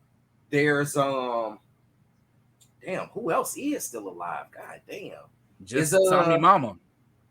Yeah, that's it. Tommy Mama. Everybody else dead like a motherfucker. What's her name is dead? Kanan's cousin. Oh no, Jukebox. No, Jukebox still alive. Yeah, Jukebox still alive. So maybe Jukebox. But that's about it though. Everybody else is dead. But you can't rule out this next series that's coming out. The other one that got everybody that we ain't never seen before. It might be a tie-in with that shit. Because why would you just introduce that shit when we don't even know who the fuck these people are? Yeah, it's a whole new cast of motherfuckers we ain't never seen on neither one of these shows, bro. Yeah, and Tommy's whole show's supposed to take place in Chicago too, so he ain't even gonna know where around what's going on. I mean, he might shoot back. You know what I'm saying, on some Ozark shit. And a whole bunch of that shit started making sense because Tommy used to get spotted in Chicago all the time taking pictures with motherfucker. I was like, why the fuck is he here so much? You know what I'm saying? Now that shit makes sense. He from there, because at the end of it, he's from New York, right? No, I'm saying at the end, Chicago's from Chicago though, right? It's not just the power shit. He shot a bunch of he's in the Ozark too, and that's based in Chicago and Wisconsin. He filmed a lot of that shit in Chicago too, and Missouri. Yeah, Chicago, Missouri. But at the end of the power shit though, they say he was going to L.A. Like he made it seem like he was going to L.A. Y'all don't remember that? Yeah, but I think he's supposed. I thought he's supposed to. I think it was some. Well, when I think I was reading a synopsis, and I might be wrong. I might be mixing shows up. There's so many fucking shows on right now that he's supposed to hook up with the Chicago mob or some shit like that. That's what I thought it was too. Yeah, but he could do that about LA. Crazy, bro. This shit finna be crazy.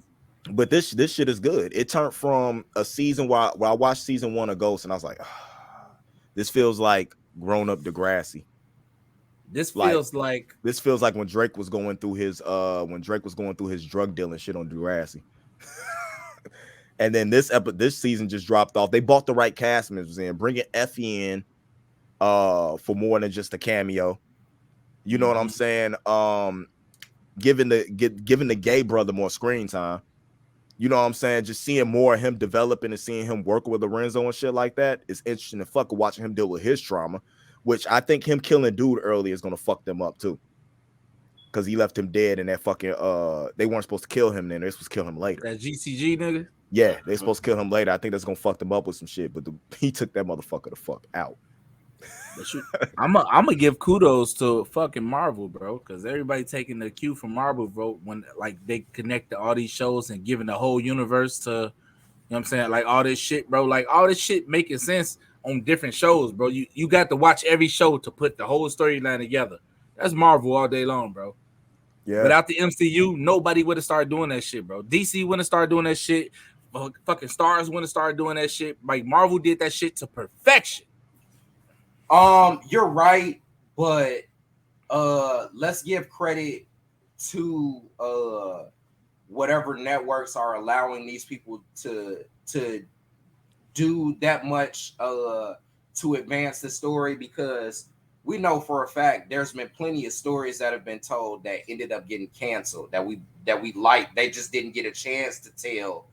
Nope. This many versions of the story. I'm gonna take it back and I'm gonna give all the credit in the world to Kelsey Grammer. You know what I'm saying? Hold on. And fucking Frasier girlfriends. Hold up. Frasier, Girlfriends, The Game. How you gonna leave out Cheers? Yeah, we could do Cheers, but still. You gotta put Cheers in because that's where Frasier came from. He's the spinoff. Yeah, but I'm just talking about just Girlfriends going to the game and other shit like that. I mean, slowly doing it. You know what I'm saying? He jumped the shit off first. Y'all miss me. You miss me with the Girlfriends in the Game link up. The girlfriend. Yeah, the Game spent off of Girlfriends. On who? Give me a second. It was somebody's niece or something like that was on Girlfriends that the show is done over. Don't make me him out. I never heard that shit in my life. Yep, the Game. I didn't know that neither. But in any case, though, that doesn't count. That ain't the same thing. That definitely don't count. It's like a whole universe. Like Marvel did that shit better than anybody. We're talking about the tie-ins throughout. You know what I'm saying? Making it a complete interwoven. You know what I'm saying? Blanket. You got to watch all the fucking Marvel shits to make the whole story make sense. Derwin Davis and Kelly Pitts were both from. Oh, no, hold up. I'm gonna say what? Give me a second. I'm asking her. Yeah, the girlfriends. Are you the Googling something right now? Yeah, and I'm asking her too because she actually knows the shit. I'm gonna be right back. I gotta Joan and Melanie are cousins. Melanie. What the fuck? When they say that? Joan and Melanie are cousins. When they say that, I never heard that. I watched the game from episode 1. I'm going off of what it is. What episode was the game on Girlfriends? Girlfriends season 6, episode 18. Melly Barnett family. Joan Clayton is her cousin. Grace Barnett mother and her father, spouse Derwin Davis. I mean, that's fine, but that ain't quite the same thing, though. That's taking one strand and it's still a spinoff. I mean, we can go Cosby Show and different world. Once again, that's one strand. Hey, that's a little bit. Cosby Show, A Different World is a little bit more interwoven because both Claire and Cliff went to that school, and that's where they met. So hey, I'm just going off of what the thing said. No, don't take that little ass inkling. That shit ain't Marvel. Hold up. We did I don't take Marvel and put it as in the building the universe. I talk about it as connected movies, yes, but as building the universe, no, because the universe is already built in the comics. All they're doing is taking stories, adapting stories, and putting them in because the universe was already built. They already had that multiverse in the comics, and all they're doing is retelling stories on the screens and on television. Now, the way they're interweaving it with television and movies, nobody has done that before, but they just started doing that this past year. That is true, but I will say is the interweaving of the movies so this is the best thing that Marvel does is that you can enjoy one movie by itself. Not Marvel. Don't give the credit to Marvel. Give the credit to who deserves it. Our Lord and Savior, Kevin Feige. Okay. we love Kevin Feige over here. Though. He's the fucking man. But you can enjoy one movie from start to finish, not knowing that it's interwoven. But when you watch that one movie and then you watch the next one and you see how connected they are, it just makes you want to engross yourself so much into it where you understand everything. I think I give you that with the first 2 phases, but once you get past the first 2 phases, that doesn't count anymore. I remember when. Why do you say that? Because when you start getting into phase 3 and phase 4, and you're getting into these different Avenger movies or these 3s or these 2s, you know what I'm saying, like the sequels and stuff like that, you can't just watch one of them and not know what's going on because you didn't already miss too much. And they're not the type of movies to sit there and explain to you what happened before. And I also get what you're saying, Sin. I get what you're saying that the movie is entertaining enough by itself where you can watch it and just enjoy that without even knowing the backstory or the future story. It still can stand alone, but at the same time, it makes you want one of them niggas it makes you want to connect. So if I start at Thor Ragnarok, I'm gonna want to, and I know that there's movies before. I'm gonna watch this movie and be like, damn, I feel like I need to go back and watch these other motherfuckers. You get what I'm saying? But I'm also feel like you're gonna watch it and be like, I have no idea what the fuck is going on. But it can stand alone by itself though. Right. That's the thing that they do. It's still entertaining enough though. You cannot have to watch another movie to enjoy that movie. Facts. Ragnarok is proof of that. I didn't like what was the second Thor movie? I don't know. World? That wasn't my favorite. Dark World. Ragnarok is fucking great. I don't know if I agree because I don't think I could watch Ragnarok without watching what happened. I watch Ragnarok all the time by itself. Because I don't think I could watch Ragnarok without knowing what happened in Avengers and Age of Ultron. It's easily the best one. You saying that as a comic book nerd who already knows. Yeah, because I don't think, because I'm like, why the fuck is Hulk here? You know what I'm saying? I don't understand who this fucking person is because you really, I at least have to watch Age of Ultron to know why the fuck Hulk is where he's at to start off with.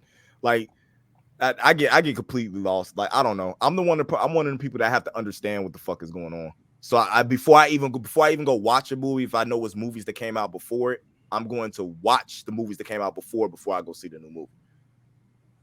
It took me like some movies and shit to like really give Marvel like the credit that they deserve. It wasn't until Black Panther came out where I was like, oh, you were like 10, he's like 10, 11 movies in. Yeah, but no. I mean, I peeped the whole shit, but the grand scheme, you can, even if you watch Black Panther, you have to be a fucking real fucking nerd to be like, I have to watch this to follow the storyline. Like, even if you a white person and you hate black people because it was an all black cast, damn near, you know what I'm saying? Like, you still got to watch that movie. They forced you to watch Black Panther. Mm-hmm. They forced you to watch that, B. You know what I'm saying? Like, you can't just like skip that one. It can't skip that one. It was so well done. It's so well done that I can just watch that and be like, oh. I got one better for you. I got one even better for you. They forced motherfuckers to watch a Hawkeye series. That shit was wrong. I know. Hold on. Just to understand what the fuck is finna go on with everything else, just to span out the Earth-based threats. Like, you had to watch Hawkeye. Like, oh fuck, Kingpin is canon now. Oh fuck, you know what I'm saying? Like, you had to watch that shit. Like, it got to the point where you had to watch Hawkeye before Spider-Man. You had to watch that episode 5 of Hawkeye before Spider-Man came out. Yep. And then go back and watch episode 6 to catch, you know what I'm saying, to catch everything was going on. And then you go, oh, they made them forget about Spider-Man. You know what I'm saying, Peter Parker. That's why there was no references to Spider-Man at all in Hawkeye. Right. And then I'm gonna take it a step fucking further. I don't know if y'all follow Agents of S.H.I.E.L.D., but them niggas used to tie all that shit in together. The movie just came out. There'll be references some shit in the movie that just came out in theaters. I'll be like, what the fuck? You know what I'm saying? The first 4 seasons. They said the 5th season wasn't canon because they started fucking with time.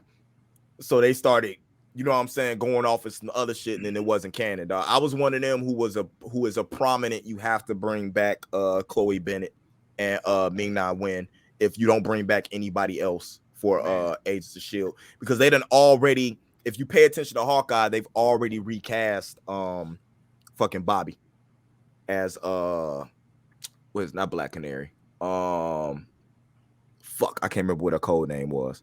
But Hawkeye's wife had the same code name because she was an agent. And in the comics, they got married. I just can't remember what the fucking code name was. But it was. Wait a minute. I missed that, bro. You saying Bobby from Agents of S.H.I.E.L.D. is basically Hawkeye's wife? Yeah. What the fuck? I missed that shit, bro. It's just not the same actress because when he comes back and when he brings her to watch, she's like, he's like, you need to take better care of this. When she flips it over, it's the agent code for Bobby Morris. That's on there. They gotta make her fight some people for me to believe that shit. Well, she's older and retired now. You know what I'm saying? Like, them agents don't never lose their skill though, bro. Them agents, Nick Fury is 75 years old. This nigga out here still throwing hands and shooting guns and sliding and shit. Nah, they showed you. They showed you. Provision on that side. They showed you how much of a bitch he was in fucking Captain Marvel, though. That was young Nick Fury, though. The way he lost that eye, though, I was mad as fuck at how he lost his eye, dude. Yeah, that fucking cat. They was petty as shit for that shit, man. Nah, but Marvel's been doing a good job of that. And thanks to Favreau, he's been fixing the Star Wars universe. You know what I'm saying? Since they got him on that. Yeah, Favreau and Kevin Feige is over there killing. Favreau's been the man for a minute though, with everything he's been doing. A minute. And then like Iron Man 1. He started this shit. Not even Iron Man 1. I'm talking about he's shit before that. No, I'm talking about like just in the Marvel shit. He been that nigga since Iron Man 1. Yeah, definitely. Yeah, because the fact that they even made us care about Iron Man like that is still crazy to me, though, dog. No, Iron Man is a little bit more popular than people thought. He had successful cartoons and shit like that. His comics were, that was post when Iron Man 1 came out. That's post Civil War, And that was one of the biggest comics, you know what I'm saying, that was out when Iron Man fucking killed, you know what I'm saying, Captain America and all that shit. It was big, and they just, because that comic sounds hard, but Iron Man, we don't fuck him. No, it wasn't. I'm gonna tell you right now, it was not anything with Iron Man that made that movie successful. That was Robert Downey fucking Jr. He gets the credit. He gets for that, all the credit for that. Coming back from being black to life. Yeah, being blacklisted by fucking you know what I'm saying? Hype and shit like that. For him to come back and play that, him and Tony Stark are the same exact fucking person. Man, all he was doing was playing himself. Synonymous. Yeah, I swear to God, you could have picked every other person on this earth to try and play that role, and they wouldn't have did it. It wouldn't have happened. Nah, they wanted Tom Cruise. I'm so glad that shit would have been trash. That would have been terrible. So glad they didn't go with Tom Cruise. But fucking Jeff Favreau, Chef Swingers, motherfucking the shit he's doing with the Mandalorian, Young Shelton, Orville. I didn't even know he was involved in Young Sheldon. He did do Orville too. He's an executive producer on Orville. He's executive producer on Young Shelton. The fucking executive produced About a Boy. He produced Chef. He's executive producer on all the fucking Iron Man projects, not just starring in it. He executive produced all the motherfuckers. In Case of Emergency, The Big Empty, Smog, Swingers. The Swingers was my shit. Yeah, Swingers is the shit. You know what I'm saying? Jon Favreau been the truth for a minute, man. And now they got him doing all the Star Wars shit right now. I mean, he's executive producing the Ahsoka series. He's doing Jungle Book. He can't miss. Nah, he's killing his book. He's killing his Book of Boba Fett, and then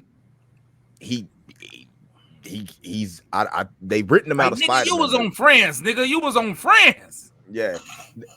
In fact, it was dope. The whole 6-member cast was getting $1 million an episode, bro. Yeah. The fuck? And then he just kills everything he touches, man. And they just got a good thing going over there. And as long as keep everybody happy, they'll be all right. I mean, you see how Disney do. Oh, Black Widow, you're mad because we did that. It's okay. It's okay. We'll throw you some more. We'll throw you some money. Now shut up and come produce a movie for us. They shut her up with the quickness. You ain't hear shit after that. Nope. She over there just producing shit. Yep. So, and to the point, think about it. When we were growing up, we didn't have shit like this, and now we look forward to fucking superhero shit every year. Well, every year is what's Marvel doing? Every few months, like Moon Knight with a movie. Nigga, Moon Knight. They use the Eternals to fucking start the mute. I mean, the fucking cameo. All we had to do was hear his voice.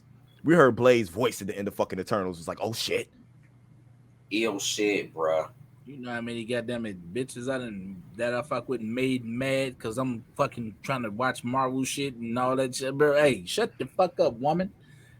I can't miss a thing. Motherfucking and all that shit. Yeah. You don't hear motherfucking and all that shit. Hey, nah, like crazy, I can't see a thing. You know. Or the day my BM we was at, I think we was watching Captain Marvel and the fucking end credits. She gets up to fucking start packing shit up, and she standing in front of me, and I pulled her down by her hair and was like, "No, we don't leave till the fucking lights come on." And she was like, "What?" I was like, "You don't leave till the lights come on." I swear to God, hey, what the fuck you think you're doing? Hey, you know, they got 2 scenes now. Hey, 2 scenes. Hey, I let Tamika and them walk out of the movie when Spider-Man came on, and I watched both of the motherfucking end credit scenes, bro. I don't give a fuck. Nigga. Y'all can leave. Go start the car. No, the fucking end credit scene. Go start the car. Don't bother me. All the motherfuckers that the only movie I ever saw when nobody got up was fucking Shang-Chi. Everybody sat there, quiet than a motherfucker. That shit was waiting for the end credit scene, and then they had the whole. And then you wait for Spider-Man, you got the whole fucking Doctor Strange trailer at the fucking end of Spider-Man. Yeah, they showed you everything. The shit's so crazy, bro. It got to a point where I used to like still stay there. Like, nope, they can bring it back on. Like, even after 2 cut scenes, I'm like, nah. Marvel think they slick, boy. Nigga, they gotta close the theater for me to leave because they gotta come in and start cleaning. Hey, like man, people had to start. Right. Hey man, the movie's over now, dog. We took it off the reel, all of that shit, dog. I know you fucking lying and all this shit. I know you. Yeah, and I'm looking and just think about it. They took a character, they did it with all the characters. Thor wasn't that popular. Hawkeye definitely wasn't popular. Hulk was popular, but they couldn't do shit with it because of the Universal. You know what I'm saying? So you could have a solo movie. Iron Man was popular. The only one that was probably was Captain America, but he's boring as fuck. Yeah, that nigga was a bitch, but they made him interesting too. Again, that was the perfect casting. They haven't missed. They casted all of the castings. Thor's perfectly casted. Ed Norton is pissed off because he asked. I know he got to be shitty. No, you got to give me more money. I don't think they didn't bring him back. They didn't bring him back in anything either, too, though, dog. Nah, he was asking. Fuck you. Nah, when they told him they was gonna come back and they was doing something, he asked for too much money, and they was like, no, we'll just recast you. And they fucked around, and now I'm like, you were my favorite fucking Bruce Banner. Now you're not. Now you're not real though, because that's one of the things where Aaron Ruffalo is Academy Award winning too, player. Right, but my thing is that you can say, oh, who had the best Hulk? Everybody gonna say Ed Norton because he's the best actor, but no, Mark Ruffalo is the Hulk forever now. You know what I'm saying? Like you can't say it's Ruffalo. And hold on, and then to piss you off, we brought back your Abomination, and then bring you back, just like Terrence Howard. Oh, I you know what I'm saying? I won an award. It don't matter. We're not paying you more money than Robert Downey Jr. He took a pay cut during the first movie. Now he's the star. We need to pay you less to pay. I'm not taking less money. It's okay. Bye. We finna go get a black ass war machine. Black as hell, boy. You was light skinned. Right? We're gonna get a dude who was on medical TV shows. Come on. Come hop over here. He got better than you. And ain't gonna ask for all that money. He just happy to be in a movie. Hey man. I ain't gonna say that though. I ain't gonna say Don Cheadle's just happy to be in a movie, bro, because he can demand some shit. He could demand some shit, but he could demand some shit. But you ask him, like he said, like hold up, like what Kevin Hart said, how old are you? When he told him his age, like damn. Like I'm sorry. He said, I'm sorry. Oh shit. That shit was hilarious, G. Don Cheadle can demand some shit, but I can guarantee you he's happy for them fucking paychecks. He's got a whole fucking Disney show. He got the fucking Armor Wars and all that shit coming out, and he just pop it up and shit and collect the paydays. Yep. You know what I'm saying? What was fucking what's his face doing? Papa Doc. Other than just random fucking B-list movies. Bro, Anthony Mackie. Nice. Yeah, but Anthony Mackie acts his ass off. Anthony Mackie's my dude. She hate me as she hate me as one of my favorite fucking movies, dog. Good as fuck, boy. It's one of my favorite. That motherfucker came in. Now he Captain America. That shit crazy. Now he Captain America. That shit crazy. It's funny. I can't wait to see this new shit. It's funny because I remember when him and Tom Holland were on stage, and Anthony Mackie was like, right when Spider-Man Homecoming was coming out, and Anthony Mackie was like, I ain't seen your movie yet. And he was like, you know what? And Tom was like, I ain't seen your movie. Oh yeah, that's right. Falcon doesn't have a movie. And then as soon as they announced Captain America 4, he fucking tagged fucking Tom Holland in that shit. Well, my mama. Hell yeah. That's what you're supposed to do though. Mm-hmm. Bitch. Bitch. I know your shit broke all the records now though, but I got my movie now though, bitch. Nah, it took 3 but Spider-Man still, to break all them records. That's temporary though. If y'all don't think a black Captain America gonna beat Spider-Man, bro, they are crazy. Nah, it might not, dog. Spider-Man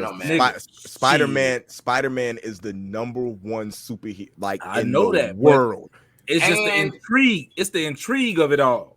Well, and the way that they brought all of this together, there was way too much intrigue, and also the timing of it all.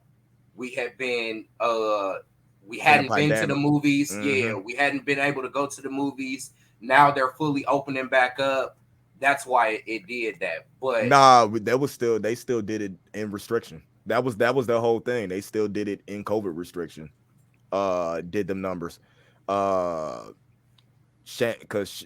Shang-Chi and Black Widow couldn't do it. Shang-Chi broke the record for that weekend. Should have did.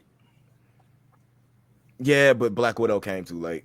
That movie. But they pushed it back like 3 times. They had no choice. They was trying to keep a story. They was trying to keep a storyline intact. We see now why like after you watch the shit and like when you watch Hawkeye, you were like, oh, that's why Black Widow had to come out when it came out. It couldn't come out earlier because it was literally there to introduce us to Yelena. And congratulations to her. She done came from playing a fucking wrestler in a WWE movie to doing this. Dude, she was fine when she was playing Paige. I was like, God damn, Yelena. Shit. Like people like looking at her like, oh my God. I'm like, dog, we was on her back, you know what I'm saying, when she had just turned 18 when she doing shit, but she's married to like some 40-year-old fucking dude or some shit like that. That's why she couldn't get a lot of. Sounded weird you saying that though. Yeah, because she caught. She was 18. You found out India Creek. Nigga, if they 18, they 18. No, India Creek. Field grass on the field, play ball. That's nah, because I like no grass on the field. 18, like you come to me, I help you shave. I'm just being. Hey, you telling me none of you have.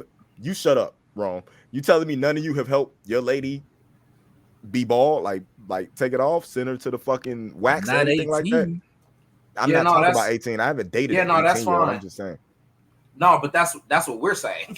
Oh, no, you missing what we saying. And all that shit you missing. Hey, what are you talking about? You talking about the shaving? We ain't talking about that. I'm just saying, if they was 18, R. Kelly wouldn't be in jail right now. That's right?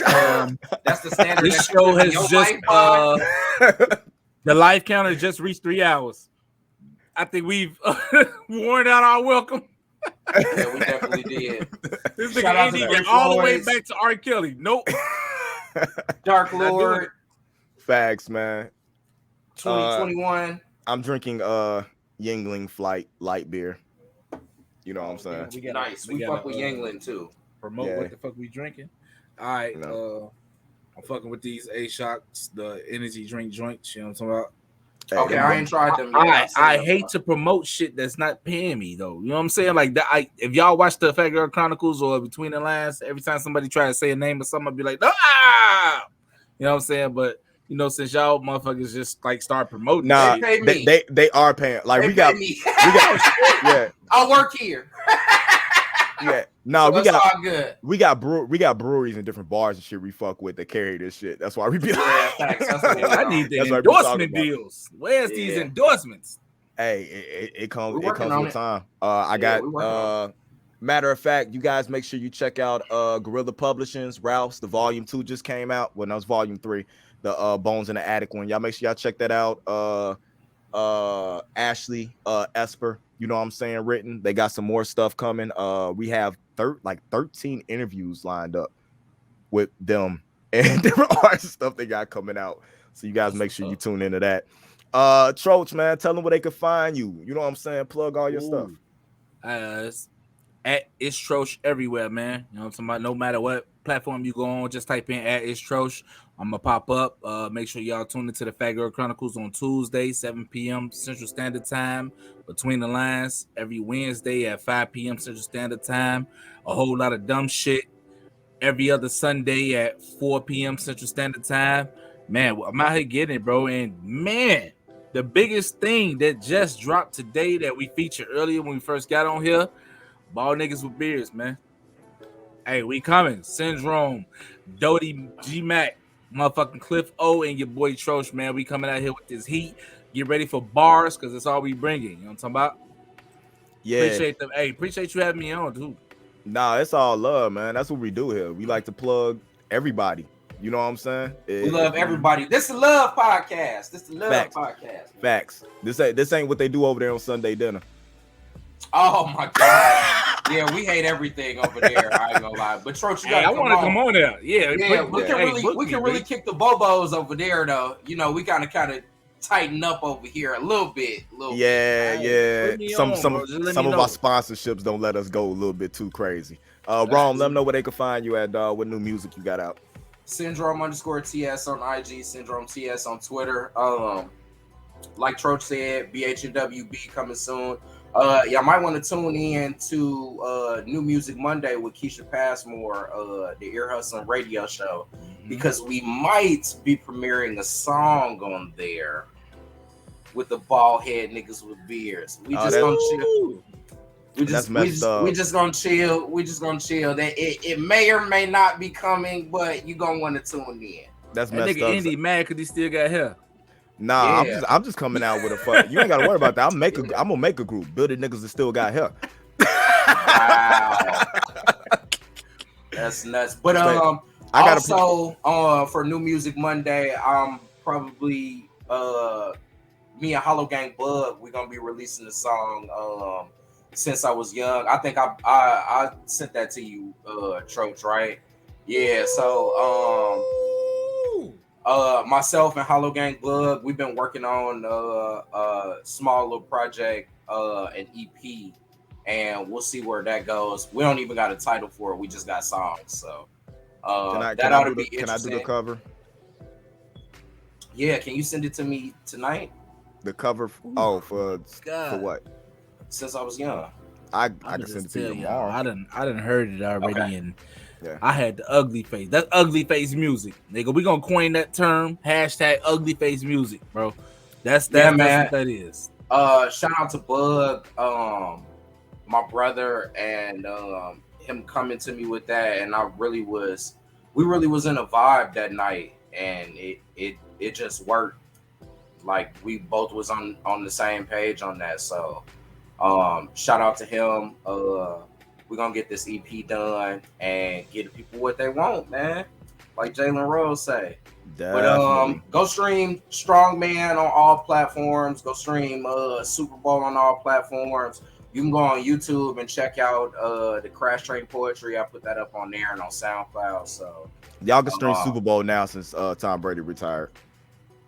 I was anti Super Bowl until he retired, but y'all until you retire, he's gone now, guys. So y'all can go run them numbers up. Yeah, it's all good. But everywhere. And on Sunday dinner on Sundays, come to villainradionetwork.com. You can watch it on there, or you can come to my page or the YouTube page, the Villain Radio Podcast Network YouTube page, and check us out on Sundays. You know what I'm saying? It start 8-ish, probably closer to 9. But just hit the ding, the notification, and it'll let you know when we go live. And no, I won't be there. Yeah, I almost forget. Why not, man? I'm glad you reminded me, Syndrome. You know what I'm saying? Make sure y'all go stream Outfit, man. It's absolutely. Fire ass song, bruh. Hey, I played it. People was like, but how you going? Like, you're thinking too hard. You know what I'm saying? Like, just listen to it and you'll get the gist of the whole joint. Just go stream Votrocious Outfit, man. It's on all streaming platforms. My bad, Indy. I ain't mean to cut you off, but I almost forgot that. You all good, man. I'm all good with that. You guys, make sure you check us out. We're here at NerdMIx Alpha on YouTube. This episode will also be up on Spotify very soon in the audio version. You can catch me over at A+ Opinions for all your nerd and geek pop culture. You guys know that A+ Hero Report is tomorrow, 11 a.m. Central. We got a lot of stuff to talk about, including some new castings that just happened. So you guys make sure you tune into that. Go stream my music, Indie Uchiha, everywhere. And Mr. Strawman over here isn't the only person premiering new music, as the first single off of Banner versus McCoy will be coming on New Music Monday. Yes. Okay. Oh, shit, it's getting interesting. Yeah, we all got music dropping at the same time. It must be first quarter. Oh yeah, it's definitely first quarter. It's about to get wicked though. Yeah, it definitely is. It's about to get wicked. Mm-hmm. It really is. Yeah. So that's all good. You guys hang around. I guess I'll tell Troach the good news about what's going on with sponsorship, because it's interesting to me, and it's just weird to me that nobody else out here went after that. So whatever. But we'll see you guys soon. Tune in next week for another episode of the Link Up Podcast, man, and Anime Assembled every Saturday morning. I'll let you guys later. Indy out. Deep rooted can make the lawn die. Far cry from the days when shooting off like a star child. The Call of Duty is running through me like it consume me. It's maddening usually when talent don't match what you're doing. High above it all, jumping to never fall and never land. If it's up in the air, I settle in. On top now, we're not gonna lose later. And bringing the light what's underground like Tomb Raiders.